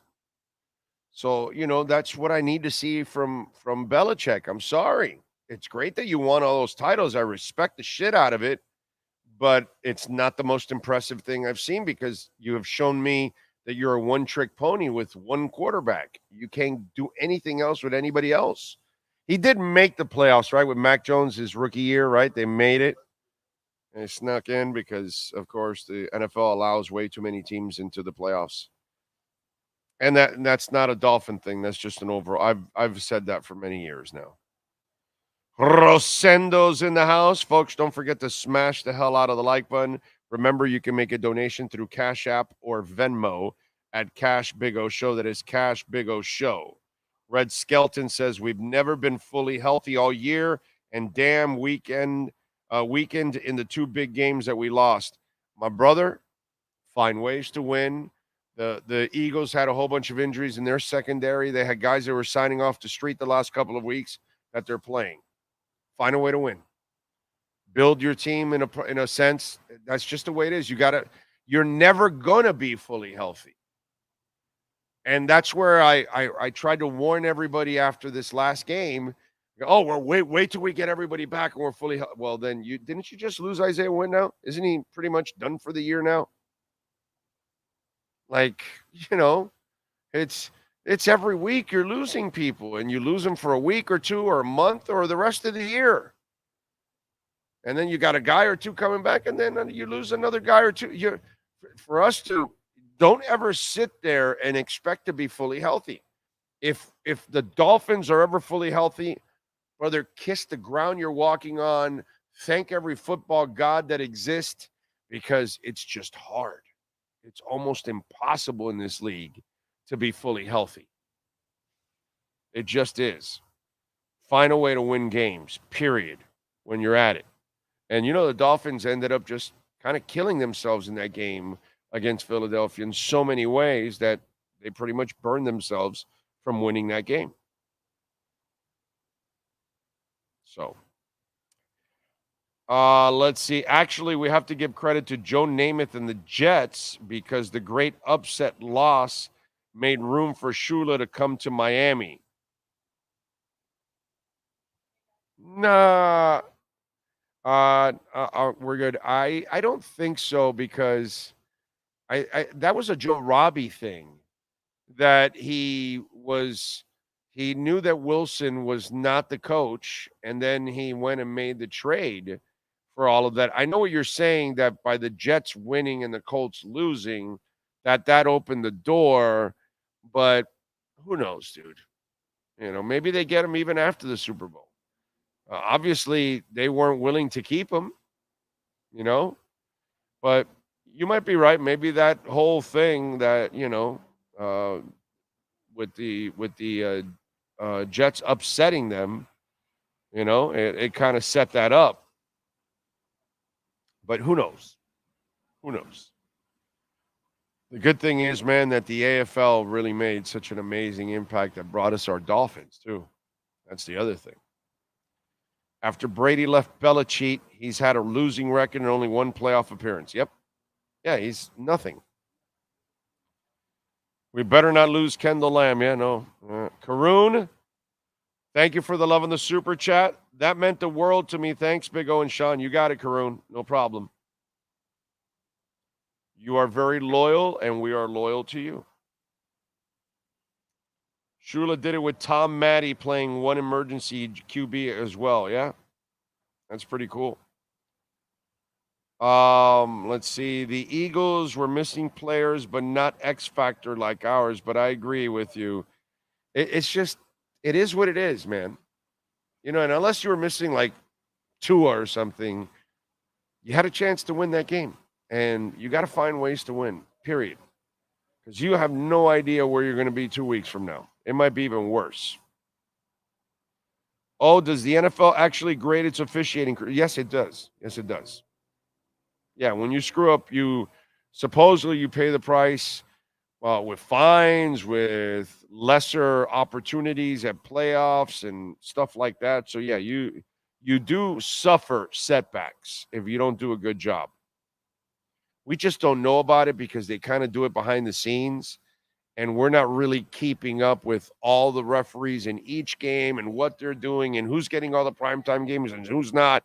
And this referee has been in more primetime games lately than that one, and we're not doing that. So unless somebody is going to track that for us to kind of tell us, hey, it looks like these referees are doing a much better job and these guys aren't, because These guys are getting lesser jobs now, and these guys are getting the more important games.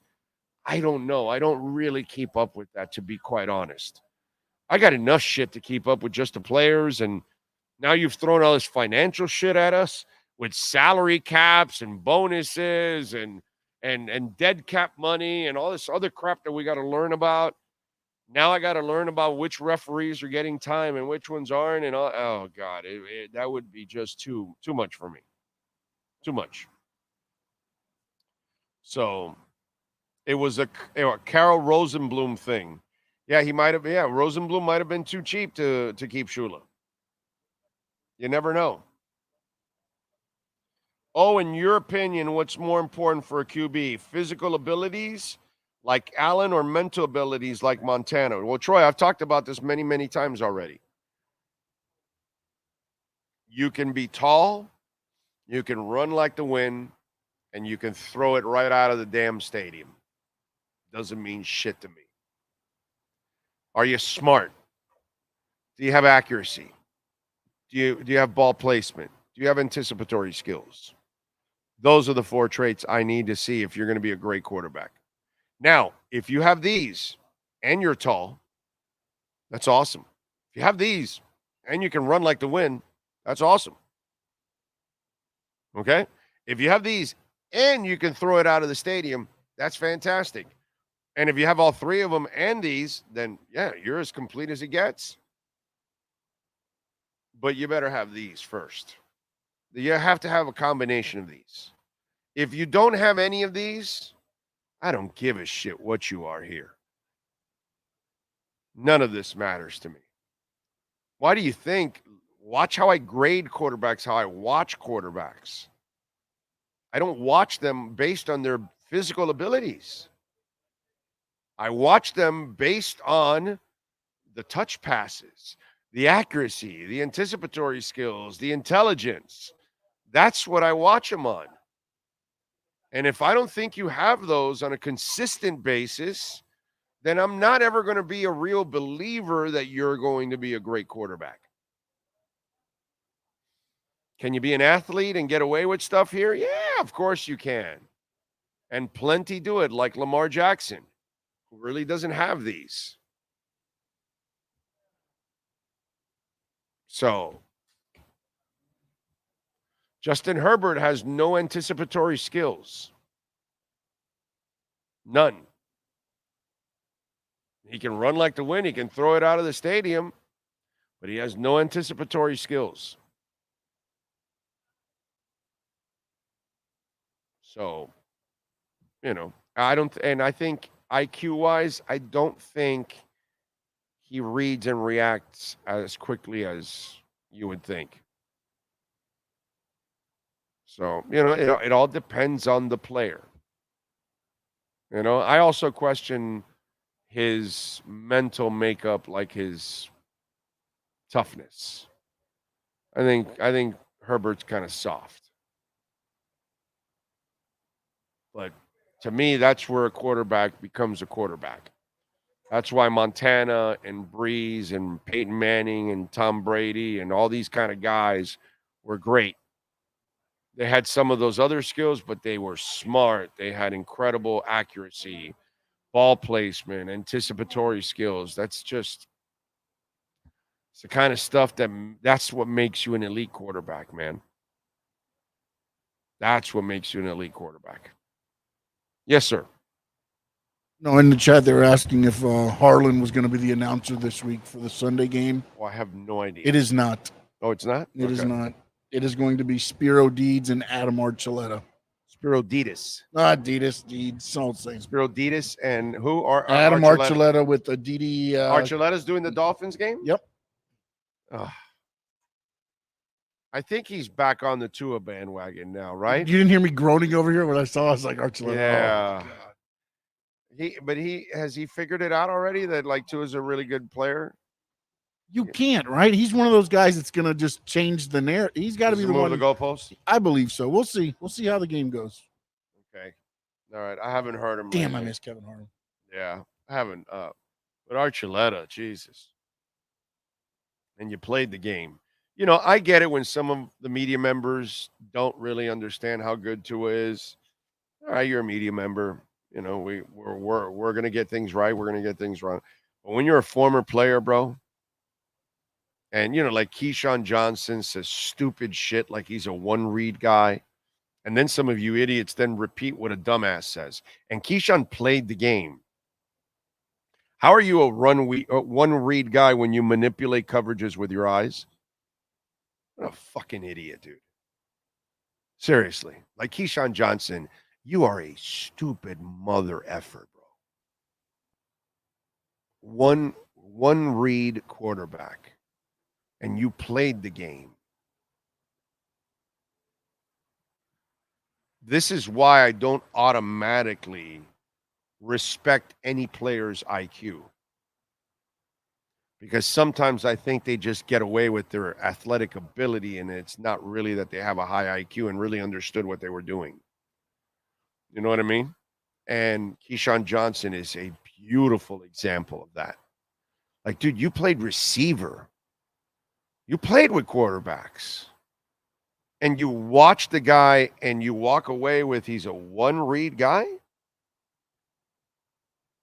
That guy goes through multiple progressions all the time. The thing is, if he knows his see, the problem is, it's when you're stupid, you can't fix stupid. Okay? So, quarterback comes to the line.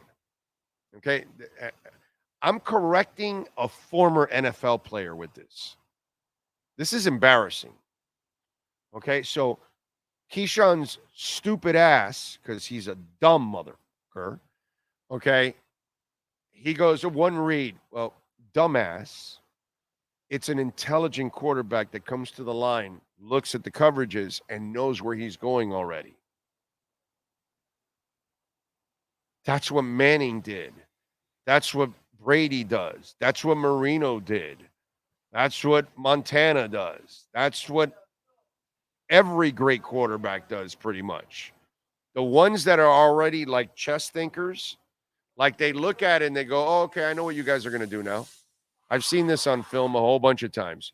You're going to end up in a shell. You're giving me man, but you're going to end up in a shell, and I know where my receivers are going to be, and I know where I'm going already. So then the uneducated, like a Keyshawn Johnson, I get it if it's you or me. We're supposed to be uneducated. We didn't play the game. This king-size dumbass played the game. So intelligent quarterbacks, okay, and this might be enlightening some of you out there, they come to the line, they call the play, sometimes they audible out of it, and that's because they know the coverage already. So that it's not their first read and one read guy, you dumbass. It's that he deciphered the defense already, and he already anticipated who was going to be open. And the job of a quarterback is to make your life and your offense's life easy. You make it harder by holding on to the ball, and then the routes are done and everybody's scrambling around. And now you're scrambling around, and now linemen don't know where you're at and all that because they've got their backs turned to you, so they don't know how to protect you. But they know how to protect you within 2.5 seconds because they know exactly what play was designed, and it's take 3, 5 steps back, plant, throw. It's a matter of intelligence, something that Keyshawn Johnson clearly doesn't have. And neither do the people that actually hire him. Because if they knew football, they would know the person that they just hired doesn't know how to talk football, and they would fire Keyshawn Johnson and hire somebody that actually knows how to do the job. By the way, I think Keyshawn got fired already, right? I think they blew out like a bunch of those guys. Not that I would watch it, but I did watch, the highlight was thrown at me last year by some of you that Keyshawn was calling him a one-read guy. And it's not that he's a one-read guy, bro. It's that he's an intelligent quarterback. It's like, stupidity comes in all shapes and sizes. But when it comes from a NFL player and a big mouth talk show host knows more than the NFL player, and the big mouth talk show host actually, because I'm a real talk show host, unlike Keyshawn Johnson, who's a one-trick pony and half-ass knows football, doesn't really know anything else. So he can't do anything else. And since he's lazy, this is what happens. And he puts out misinformation, and then he uneducates you. And so then you go out repeating what Keyshawn says because Keyshawn doesn't know what he's talking about. So then he just passes it on to the viewer. And then the uneducated viewer then comes on to a talk show and says, yeah, Tua sucks. He's a one-read guy. Repeating what Keyshawn said. And all you're doing is repeating something that is uneducated.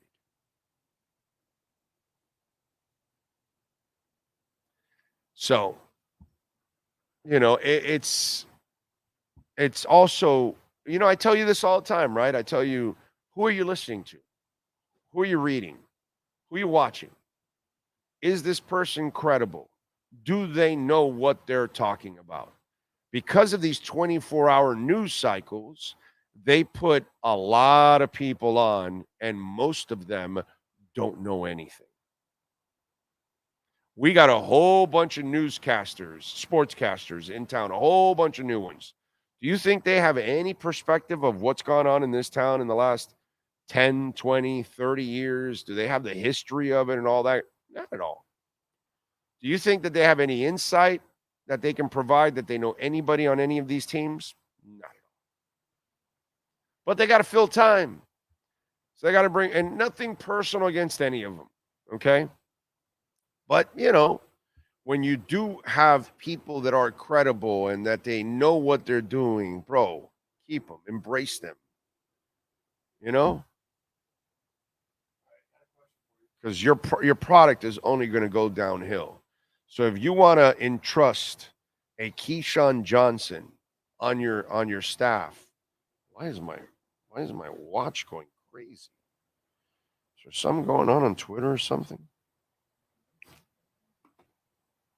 Anyway. All right, so I got a question for you while you're checking that. I can so you said Keyshawn should know because he's played with the quarter. Did you know the list of quarterbacks Keyshawn Johnson has played with? I know they're not I know they're not great, but he played at USC. Yeah, I didn't even go to college. I just went with NFL. But I think he had a decent would have been it wasn't. It was before Liner. Before Liner. Hold on a minute.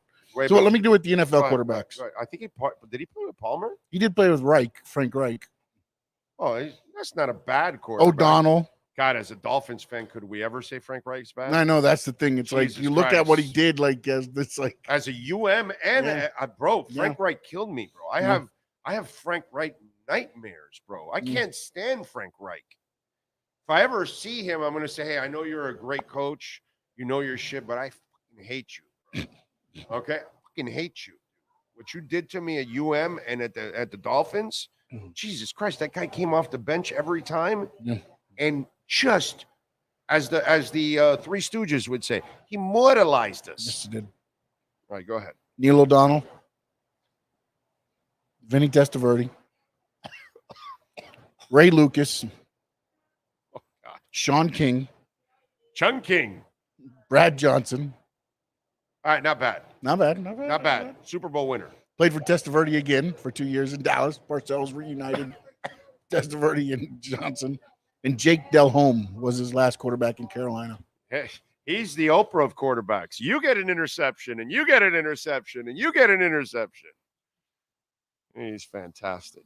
And so is Star Atlas, bro. It was up like 17, 18%. It's up 12% today. It's a long shot that I like. I love, actually. But yeah.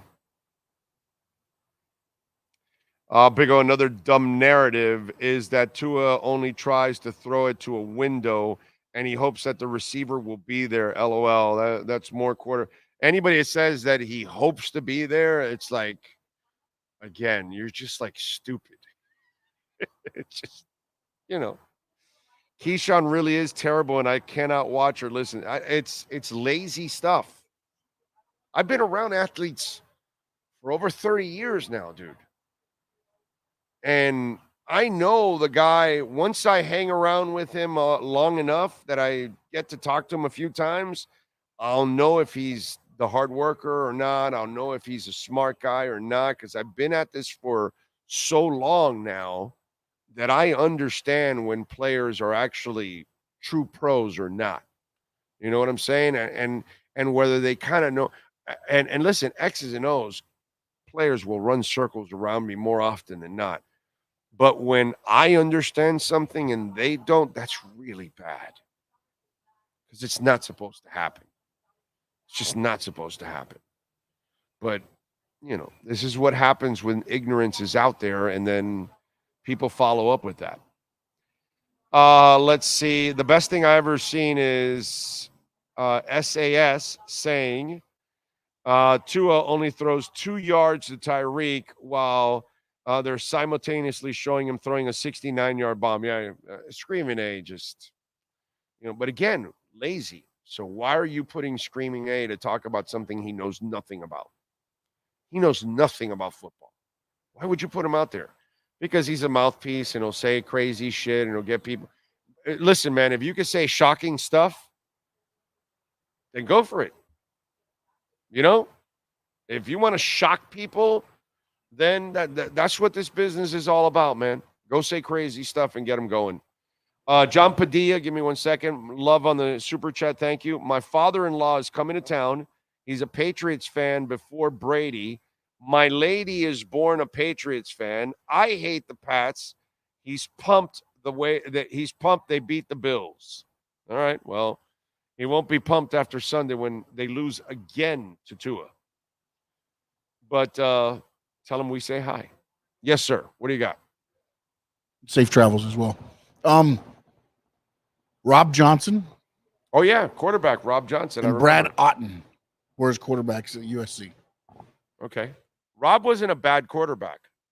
And he even had some moments with the Bills, right? Not much. He was like a backup quarterback. But, yeah, if I remember correctly, there was a former quarterback that was his quarterback's coach. Rob Johnson had a former Bills quarterback that was his coach, and I'm trying to remember who it was. God. It was like, I think he played for Pittsburgh. The quarterback played for Pittsburgh, if I remember correctly. Kid had moxie. He wasn't very good. Well, I'm thinking like a name of Pitts or something, or Hicks or Pitts or something. Rob Johnson versus Doug Flutie. God, what was his name? But anyway, and he was like a likable character because he, like I said, he played with some moxie, but he wasn't very good. He was, I forgot the guy's name, but I think he played for Pittsburgh, if I remember correctly. I'm just kind of, it's in my mind, and I know that the name will come to me at one point or another. I just can't.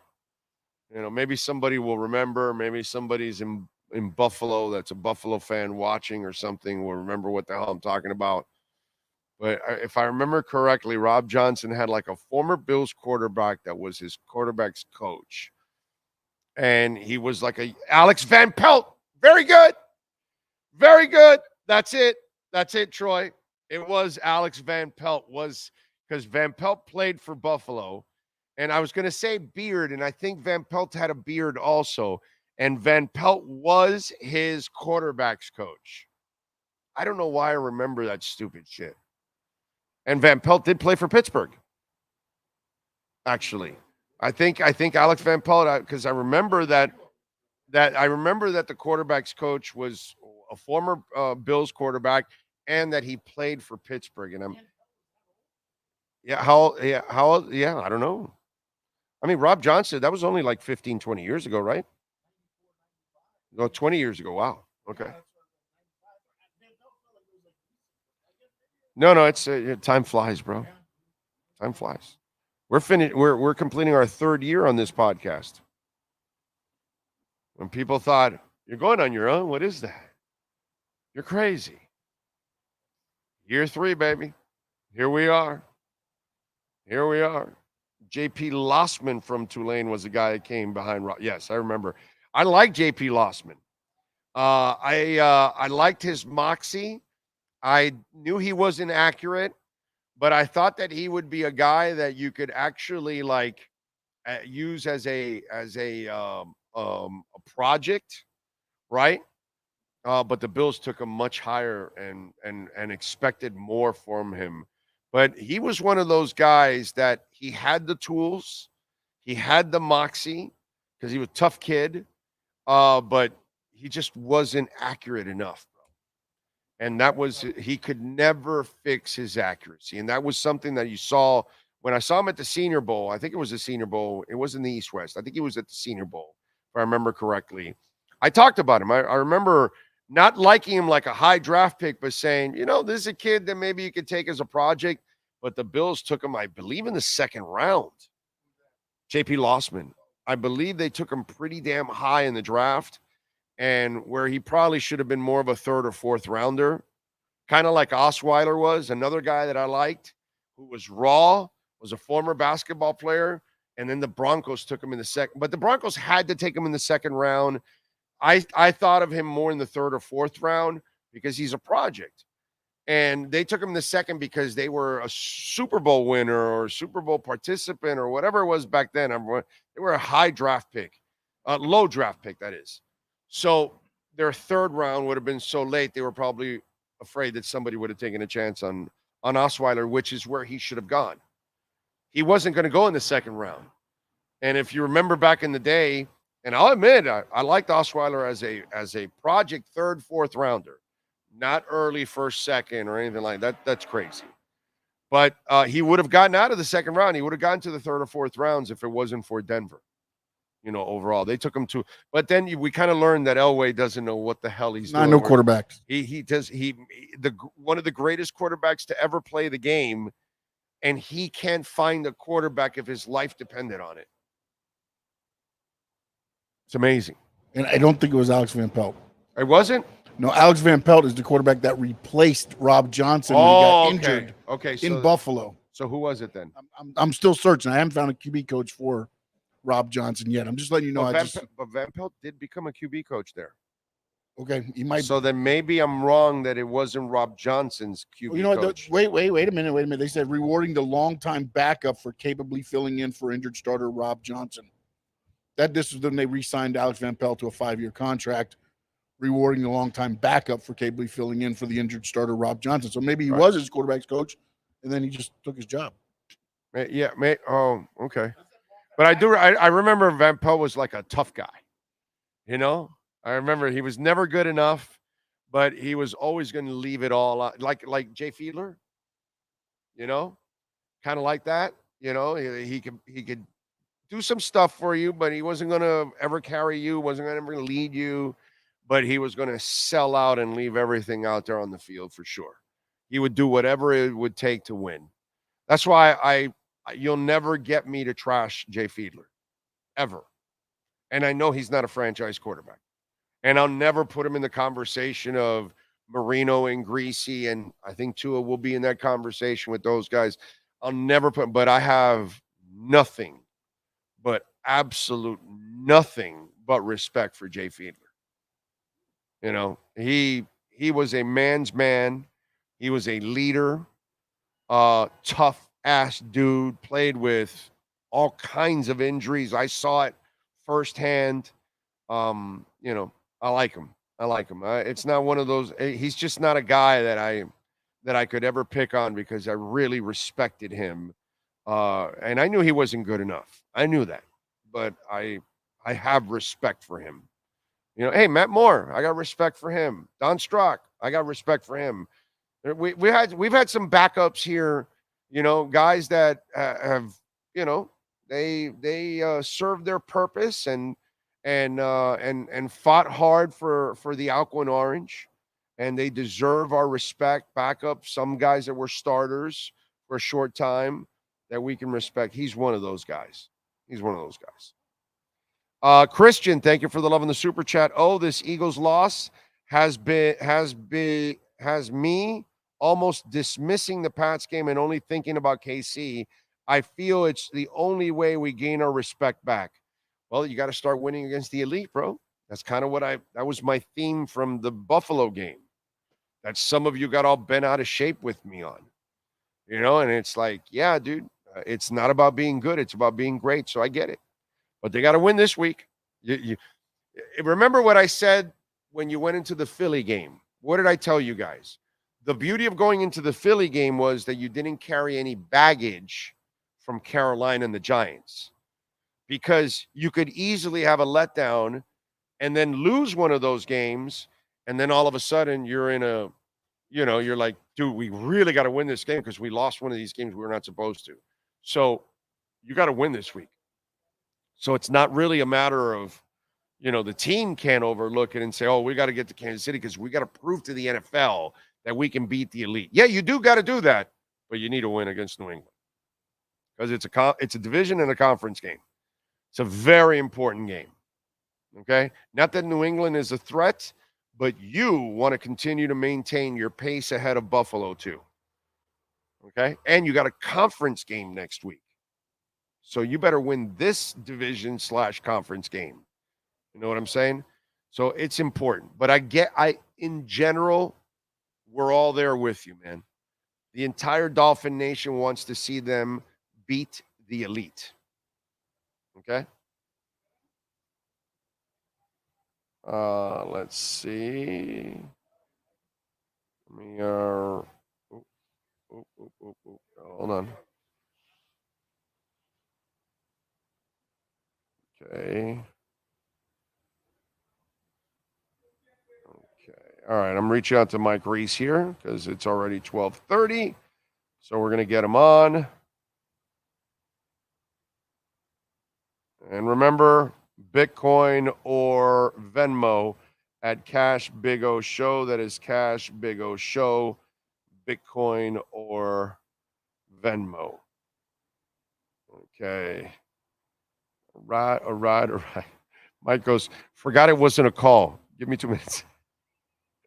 Because I sent him the StreamYard link. I think this is is this the first time we have Mike on, right? Because I think the last time I had him, maybe we might have been on onside. It might have been a phone call. It might have been. Yeah, no, I know you've seen him. No, you don't remember having him on? Okay. Maybe. I don't, because you've been long enough with me that I don't think I've.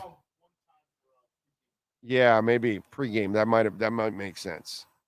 Yeah. When you hear going from watching Marino throw the ball to Jay Fiedler was one of the most depressing things I saw as a Dolphins fan. Respect his courage, though. Man gave us his all. Exactly. Oh, who do you think was the worst teammate, Keyshawn or Brandon Marshall? I would go Marshall, because Keyshawn was towards the end. And that's when Gruden put him on the bench. Actually, they won the Super Bowl without him. Miami 21, New England 17, says True Fin Fan. If Goodwin turns his head just 2 seconds sooner, the Bills lose at home to Tampa Bay. Bills don't look that good the last 4 games. Yeah, but it's not against everybody else. It's against Miami. That's the damn problem, dude. They love playing the Dolphins. They love owning the Dolphins. All right. Our team is 2-12 versus Sean McDermott and the Bills. That's an enormous problem, dude. As I've told you guys, you need to start going 9-5 in the next 14. Okay? We need to turn this thing around where you're the one constantly beating the Bills 2 out of 3 times. 3 out of 4. 10 out of 10. 40 out of 40. Keyshawn also said that Tyreek is hindered by Tua's ability to throw the ball 60 yards in the area. It's just there's nothing about that guy that makes any sense on why he would be on the air. You know what I mean? But what are you going to do? I think It does make sense because he'll say whatever that he gets true. paid to say. Just, hey, go out there and say this. Okay. Yeah. Go out and do this. Okay. Yeah. He has no thoughts of his own. It's just say what's on his paper. Yeah, say crazy shit about Yep. Tua, and we'll write you a check. And, Thank you. And that's it. And everybody does it. Everybody says crazy shit about Tua. He's the lightning rod. Right. It's just the easy thing to do, right? Yeah. No, that's true. Yeah, anybody can do what Tua does. Let's just put any other quarterback in there, and then you can say crazy shit about Tua, and then that'll get you. That's why Mike White came in. First pass was a pick six. Yeah, You can do it. I mean, why don't we just put everybody in there? Anybody can do it. Let's just put Sean Stanley there. No, see, that's where we're gonna go wrong. You put me in there, Super Bowl. Tua to the bench, baby. That's it. It's over for Tua. Sean Stanley gets in at quarterback. It is over. I'll be that Kentucky quarterback, Lorenzen. What? Jared Lorenzen. Take me out, buddy. Try to tackle me. Jared Lorenzen. Wow, yes. First hit, I'm going in concussion protocol, right? Getting paid. He did have an arm, by the way. He actually had an arm, Literally put his weight behind the ball. He actually could sling the ball. Jared Lorenzen. He did have a slight weight problem, just slight weight problem. Yeah, when he went to the Arena League, he was number 1 on the front and number 17 on the back. Yes. So they had to sew them together so he could have a jersey. Oh, that is too much. That is too much. All right, we're waiting for Mike Reese, ESPN NFL Nation Pats Insider. So we will get to talk a little Patriots with him. Okay, hold on a second.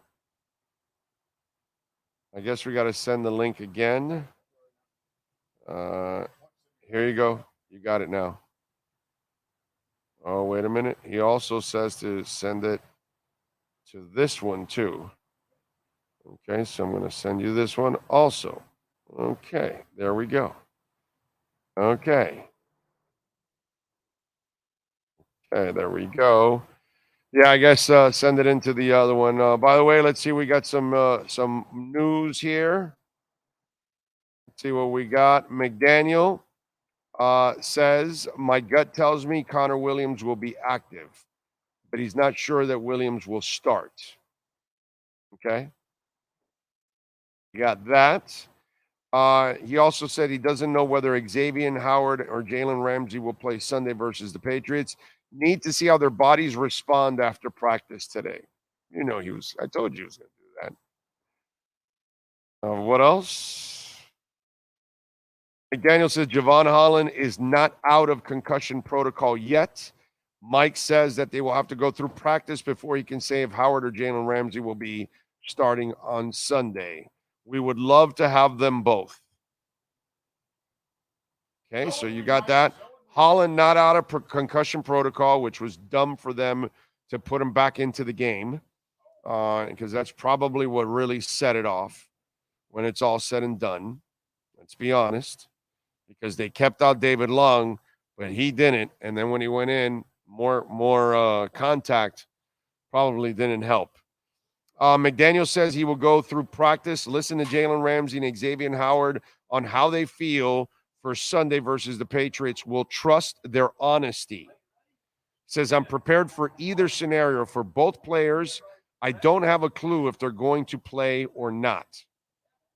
This is about them not making an irresponsible decision, McDaniel said about Jalen and X. Let's see what else. McDaniel says he expects Tyreek to play on Sunday. He's done well, he says.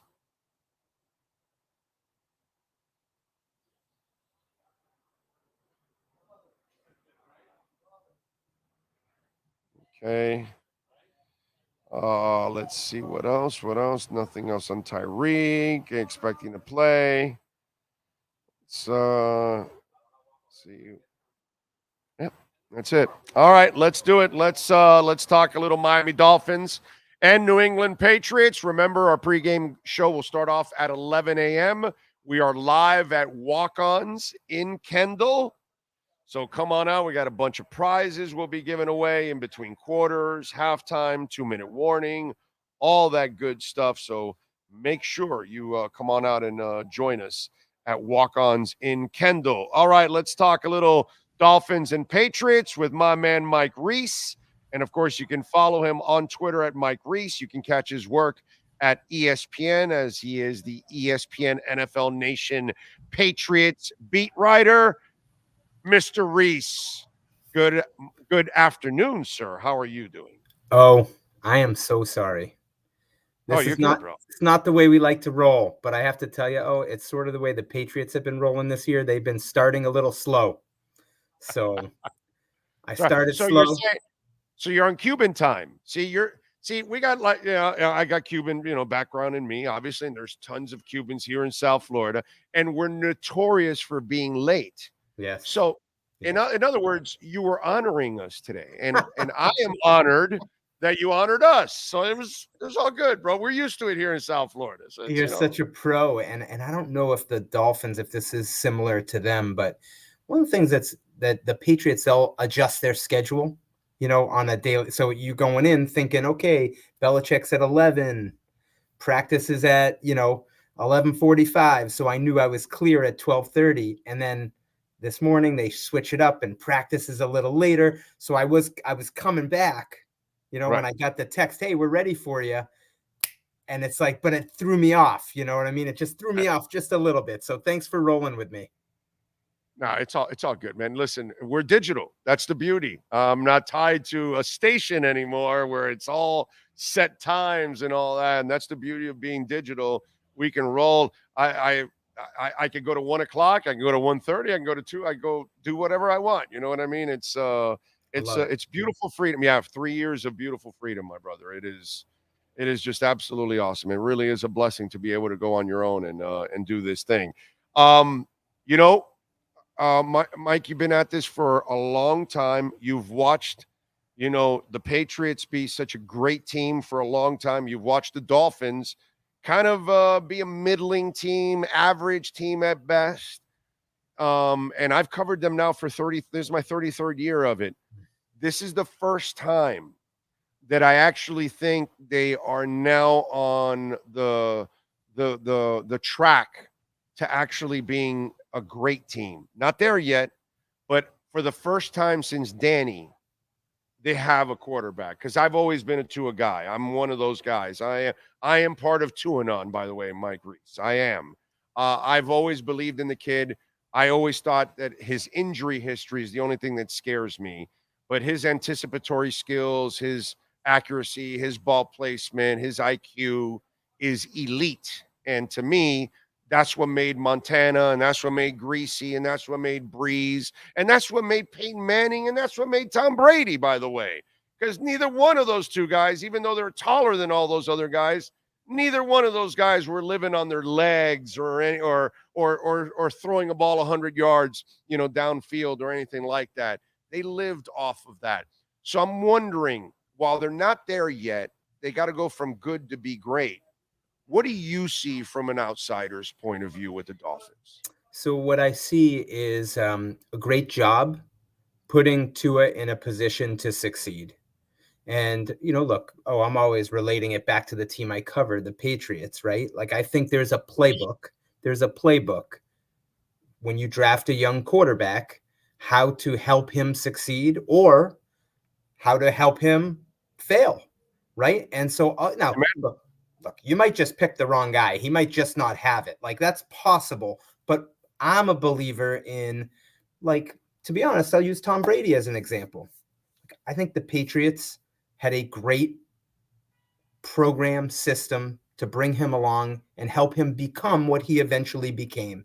And I am a believer, that if he went to another team as a 199th pick in the 2000 draft, that he would not have had the same career that he had. His career might have never got off the ground, quite frankly. He was the fourth quarterback that first year. So you asked me what I see from the Dolphins, and I see a great recovery from where Tua had the rocky start. Wasn't a mesh with the coach, Brian Flores. It wasn't a good fit, right? No support. No support, actually. That's what you were talking about. Correction, bring in the new coach. Perfect coach for him. Correction personnel-wise, great job, Chris Greer. Get me a Tyreek Hill. Get me a Jalen Waddle. All right, look, we're going to build this thing. And if he doesn't make it, if Tua doesn't make it, it won't be because of us. And great job by them. That's what I see, to answer the question. Yeah, and what's your thoughts on Mike McDaniel as an offensive mind? Pretty fun guy to watch, huh? So I'm so happy as a fan of the league and a fan of people that someone like that can experience success in the NFL. That's how I feel. Because I think, you think about the NFL and it's got to look a certain way. It's got to sound a certain way, and that it's a reminder of there's different ways to do it. And I have to say, I mean, I don't root as a reporter or a journalist, but like, I'm fine saying like, I would like to, it's nice to see someone like that succeed. Right. That's the way I feel. And I love his, love his style. I love his approach. I love what he's doing offensively. Yeah. Listen, man, we've watched, I'm old enough, but Tom Flores, we've watched, what's it called? Tony Dungy. These are two guys that had almost no emotions on the sidelines, and they won Super Bowls. We watched Dick Vermeil, cry about everything. Yeah. and win a championship. I've seen Don Shula, furious with that chin on fire. And, I've watched John Madden and John Gruden act like maniacs on the sidelines. There's no way to do it right. It's you knowing what the hell you're doing in the end, because that's what all those people have in common, that they found a way to do it right at that moment. Their personality just kind of came along the ride. You know what I'm saying? And when I think about it, like, so they hire him, and my first thought as an outsider was, what's that going to look like to the 53 players that are sitting in the meeting room, that hear him commanding the room? What can he command a room? I guess that was one of the thoughts I had as an outsider, not knowing. And to your point, like, he clearly can, right? Like, he can clearly command a room, because I think the players see that what he's doing is making them better. And ultimately, I think I sort of simplify it. I think that's what players want.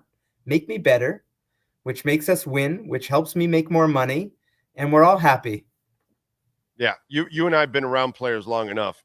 They don't give a shit about all the other stuff on the outside, whether you're a screamer, whether you're a lover, whatever. Dude, are you making me win? Are you making me get my incentives? Am I playing? And that's all they care about in the end, because what you preach has to work. Yeah. And if it doesn't work, then that becomes a problem.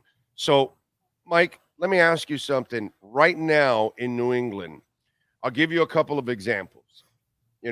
Again, being an old guy, I watched Joe Gibbs win 3 Super Bowls with 3 different quarterbacks that aren't Hall of Famers. I watched Don Shula. I didn't watch that one, but he did make it to the Super Bowl with the Colts. Then he won with the Dolphins. Then he got there with Woodstock, and he got there with Danny. We're watching Andy Reid go to 2 different teams and get to the Super Bowl and have success. I think you know where I'm going with this. Belichick, we know, is the GOAT. But does the GOAT need to start having some other success with another quarterback? Does he need to show something with something else? Because it kind of ends up looking like, well, you landed one quarterback and you were able to win all of this. What else were you able to do? Because that's where I think I want to see, like, I've watched Eric Spoelstra, win with all kinds of teams here. You know what I mean? Yeah. I want to, and that to me it's almost like that's one thing that I haven't seen from Belichick yet. Sure. And we've seen it from some other coaches. Sure. How is that going off right now in New England? Yeah. I mean, he's taken some heat, I mean, and big discussion. I mean, look, week 4, They go down and get blown out by the Cowboys. Week 5, they get blown out at home by the Saints, shut out. I mean, I would say the temperature at that time was like, are we coming close to the end here? And then they go out and lose to the Raiders, one of the lower echelon teams in the league. People calling for his job in a lot of ways, though, So I think when people talk about Bill Belichick's legacy, I think there are going to be some that say, well, what's he won without Brady? And that's part of the discussion. And if you feel strongly about that, like I won't sit here and argue it. I would say I think it's a little revisionist history for those who think like the first Super Bowl they won against the Rams was because of Tom Brady. I mean, that was a defensive-led team. I would say the last Super Bowl they won over the Rams, it was 13-3. And that was in the year 2018. Wasn't that Corey Dillon, Troy Brown, Jermaine Wiggins? Wasn't that his weapons? So Corey, so not Corey, but Jermaine Wiggins, Troy Brown. That was the first year. But in that was the first one. 2001, he was throwing to Troy and Antoine Smith, I think, was the running back. Corey came in after that. So really, Tom really became Tom a little bit after the fact, like call it 2002, 2003. Not to take anything away from Tom, but I mean, I think it's easy to forget that now. And even in their last Super Bowl in 2018, it's a 13-3 game. Like they won that game because of their defense as much as anything else. Hey, Malcolm Butler doesn't intercept the ball at the goal line against the Seahawks in 2014, that season, that Super Bowl. You know what I mean? Like so I look at that one a little bit differently than some, but at the same time, like the bottom line's the bottom line. Like the record with Brady is this, the record without him is this, and you can make that argument. He won in Tampa, and he goes to Tampa and he wins, which I think that's what really magnifies all of this. Sure. If Tom goes to Tampa and doesn't win anything, and Belichick hasn't won anything, then it's kind of like they needed each other. Sure. But then when he goes to Tampa and wins it, and Belichick barely can just make one playoff appearance, it's not a good look. It's not a good look at all. And that's fair. And I think the whole conversation of how they transition post-Tom, that's a fair discussion. What was the plan, right? Like Cam Newton was their quarterback the first year. He didn't join them till July. So they didn't really have a dismount, right? Like from that. They knew it was always going to be hard. But so that's a fair conversation, a fair knock on him, in this transition to the post Brady phase for him. It's crazy to go from the accuracy of Brady to the inaccuracy of Cam Newton, bro. That was different. Wow. That is one hell of an extreme. And then we find out that he was given an extension in the offseason. Just out of curiosity, if it continues on a negative path, do you think, what's your gut tell you, will the owner stay with him long term to break the Shula record, or will the owner say, hey, we got to get off this, and he'll cut bait and pay him off if he has to pay him off if there's a couple of years left on this deal? Not that they would let him go this year, but I would imagine that if things go awry again for the rest of the year, does he go into a hot seat next year or something? What do you think Kraft is thinking? So nothing that they agreed to this offseason, I think, will affect any decision making going forward. Like, it's not like he signed for 5 years and they would have to pay out an enormous sum that would prohibit them from not moving on if they felt like that was the thing that they wanted to do, that they needed to do. So that's the first thing. I think, in a way, the story about an extension was, there wasn't, to me, anything there, that changed anything. It was normal course of business. It's what they really do every offseason. They sort of go year to year and add on a year. That's how I understand it. So start with that. I think the answer is, what does it look like? If they start playing like they did against the Cowboys and Saints, and they're not competitive and these games are over in the third quarter, I think you got a stronger likelihood of a change.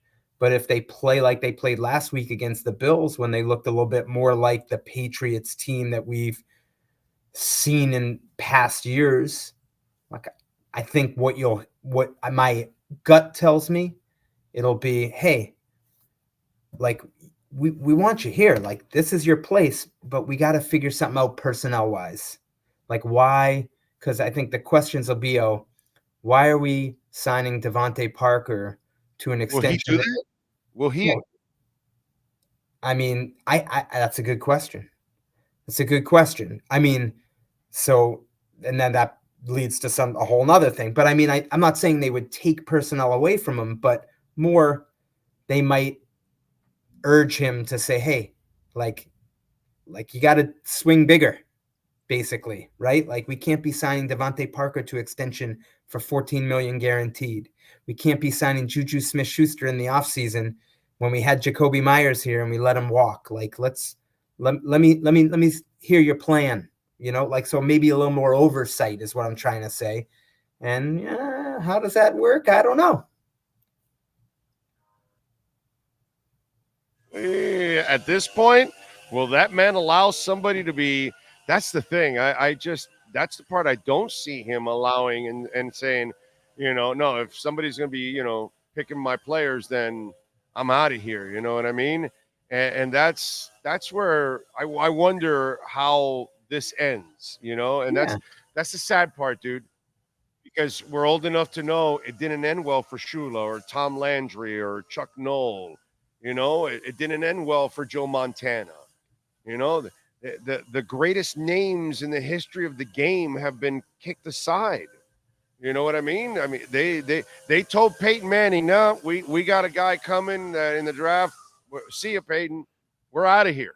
And it's amazing that's one thing that this league will do.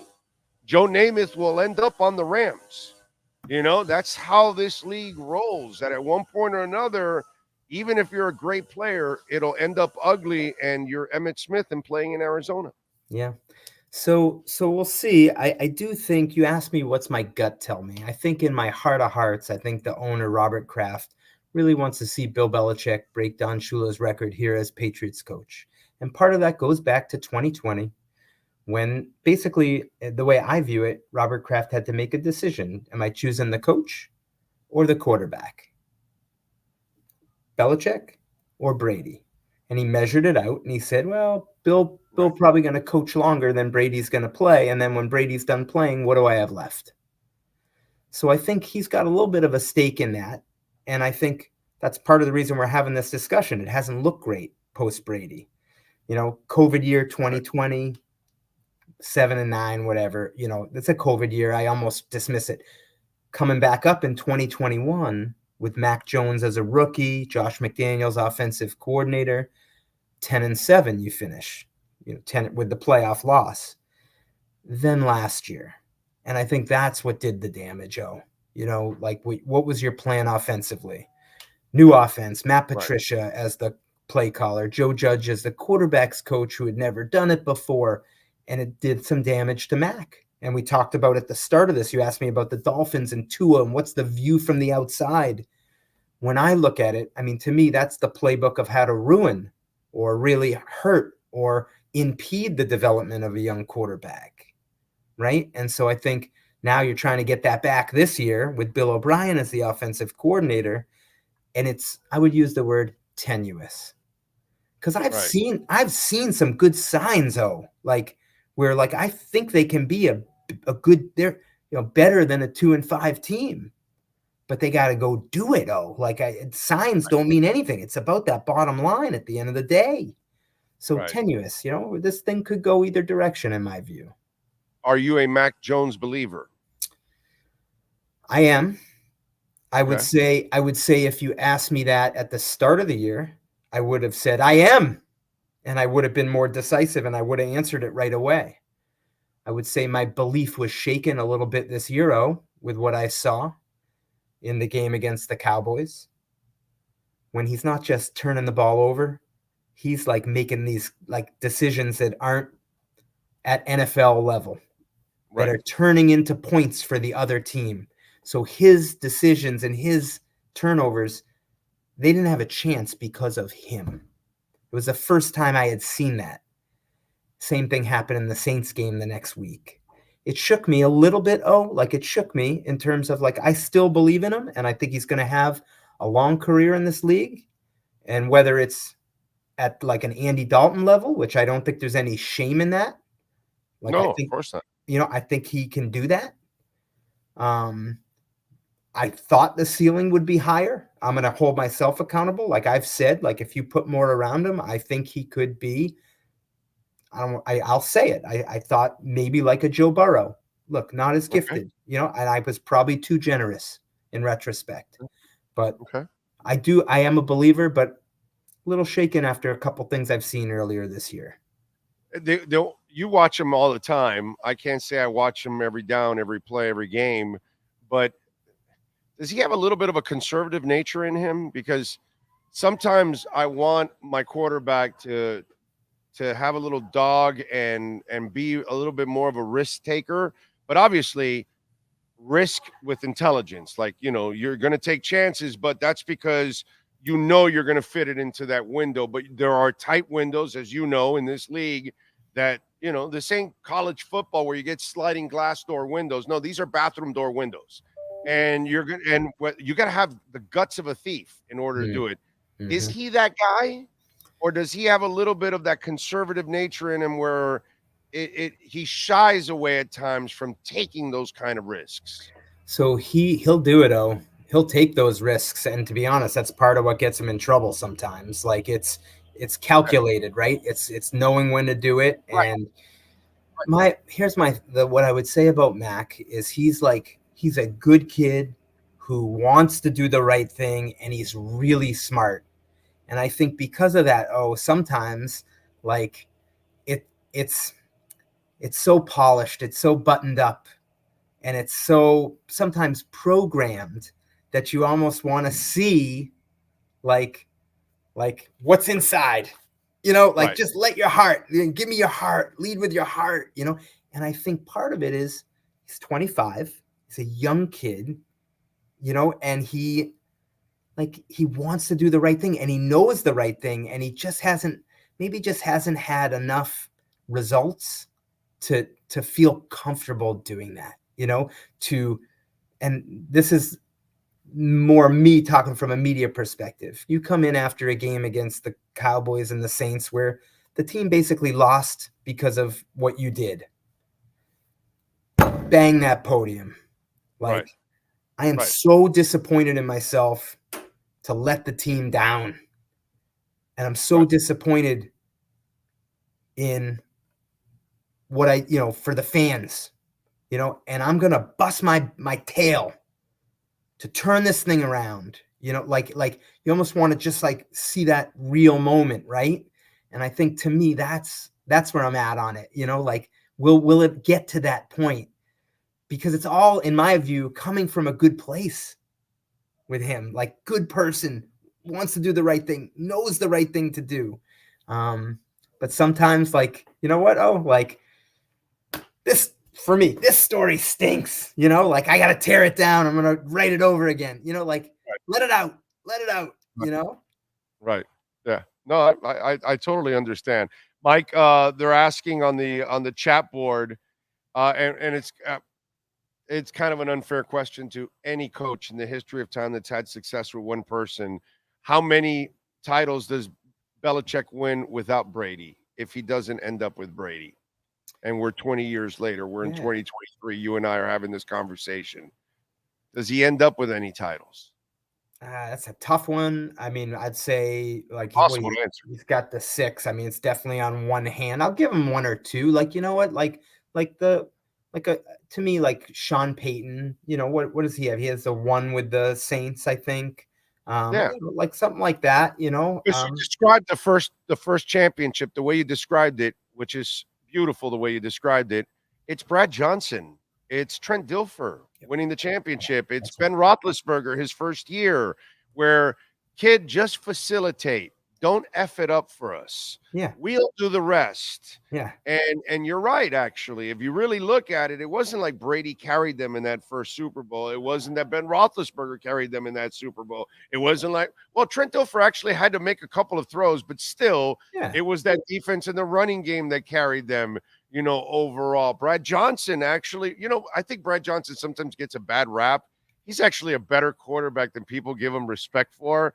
But again, he just kind of had to facilitate because that Tampa defense was, one of the special defenses of all time. So in a way, that first championship was a coached championship, in other words. I think so. And I think really the next ones, like Tom broke out, I would say, in the 2003 Super Bowl, Panthers. Then at that point he had established himself as, in my view, elite. So yeah, I definitely would give him that first one. I don't know if they would have won it with Drew Bledsoe. I'll say yes, but I think what Tom gave him that first year was just like fewer mistakes and more decisive getting the ball out, and getting it to the right place. Drew was a little bit more of a risk taker. Didn't maybe see it as quick, so those are always hard questions, but I think one or two. You know what? I'll give you a great example to back what you're saying. The Matt Castle year. It's just that Matt Castle wasn't good enough, but Bill did build a team that was freaking nasty and loaded. And so you were just missing Brady because he blew out his knee ligament.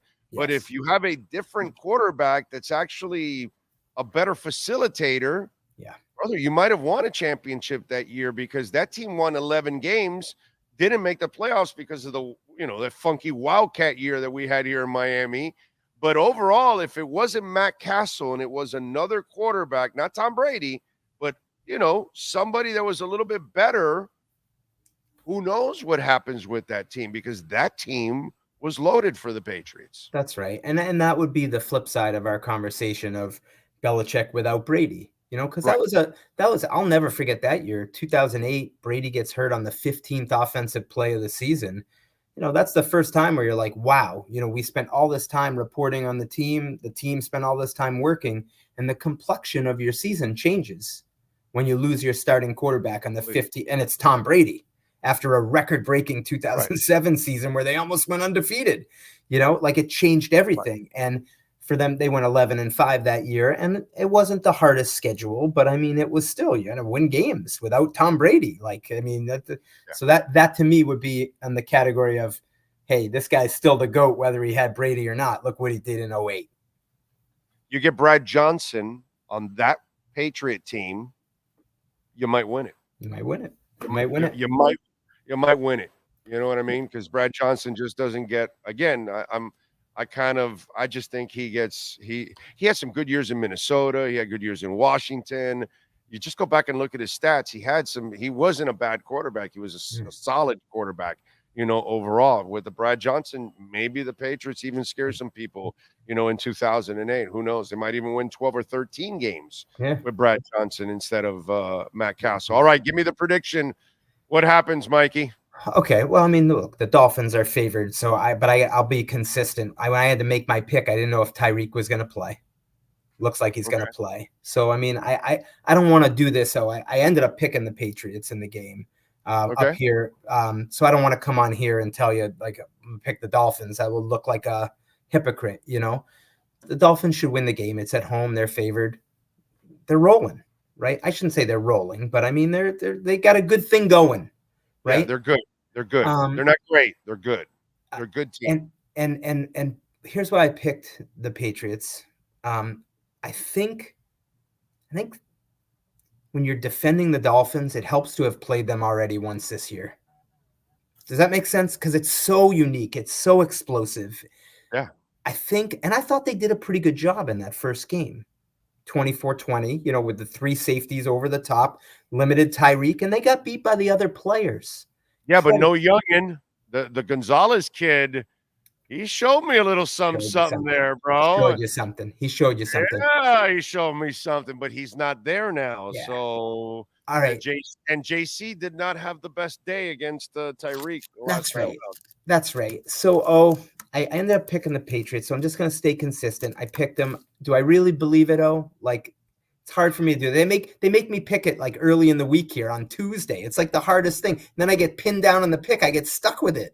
So I'm telling everybody, by the way, to take the Patriots because I don't think the Dolphins should be giving 9.5 points to the Patriots. It's too many. It feels like too many.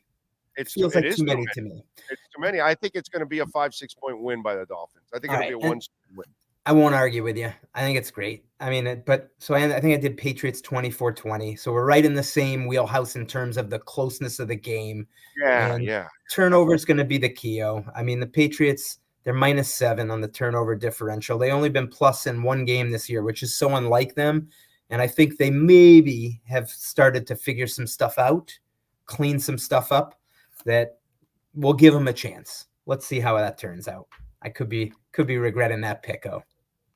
We'll see. Either way, the beauty is you and I never lose because we're not really playing, so it doesn't really matter. That's right. That's it. Follow him on Twitter at Mike Reese and catch his exceptional work there at ESPN covering the New England Patriots. Mike, as always, I appreciate you taking some time, my man. Have a terrific weekend and safe travels. Yeah. Oh, there's always time for you because we go way back, and this is part of what is great about what we do. We have history. We have history together that goes back decades. Yes. And that's if we don't have that and the personal connection and the soul behind it, to me it doesn't mean much. So when I got your text about coming on, my first thought wasn't yes or no. It was when. When could we do it? And I just love the connection. I appreciate you. Keep doing what you're doing. You got it. And we'll catch up down the line. I know we'll see each other maybe in the Senior Bowl or something like that down the line, my friend. I appreciate you. Sounds great, Al. Appreciate you. You got it. There you go. The great Mike Reese, ESPN, NFL Nation, Pats Insider. Excellent work as always, and we appreciate him. Big O, make this guy a regular. George, you got money? You want to be a sponsor? I can bring on friends all over the league. I just don't like bothering them on a consistent basis. So if I do something that's consistent, I want to get a sponsor and put money in their pockets. So that's kind of what we do. You know what I mean? And so it is what it is. But Mike is just a great dude. Yes, sir. You might want to Jared Lorenzen died?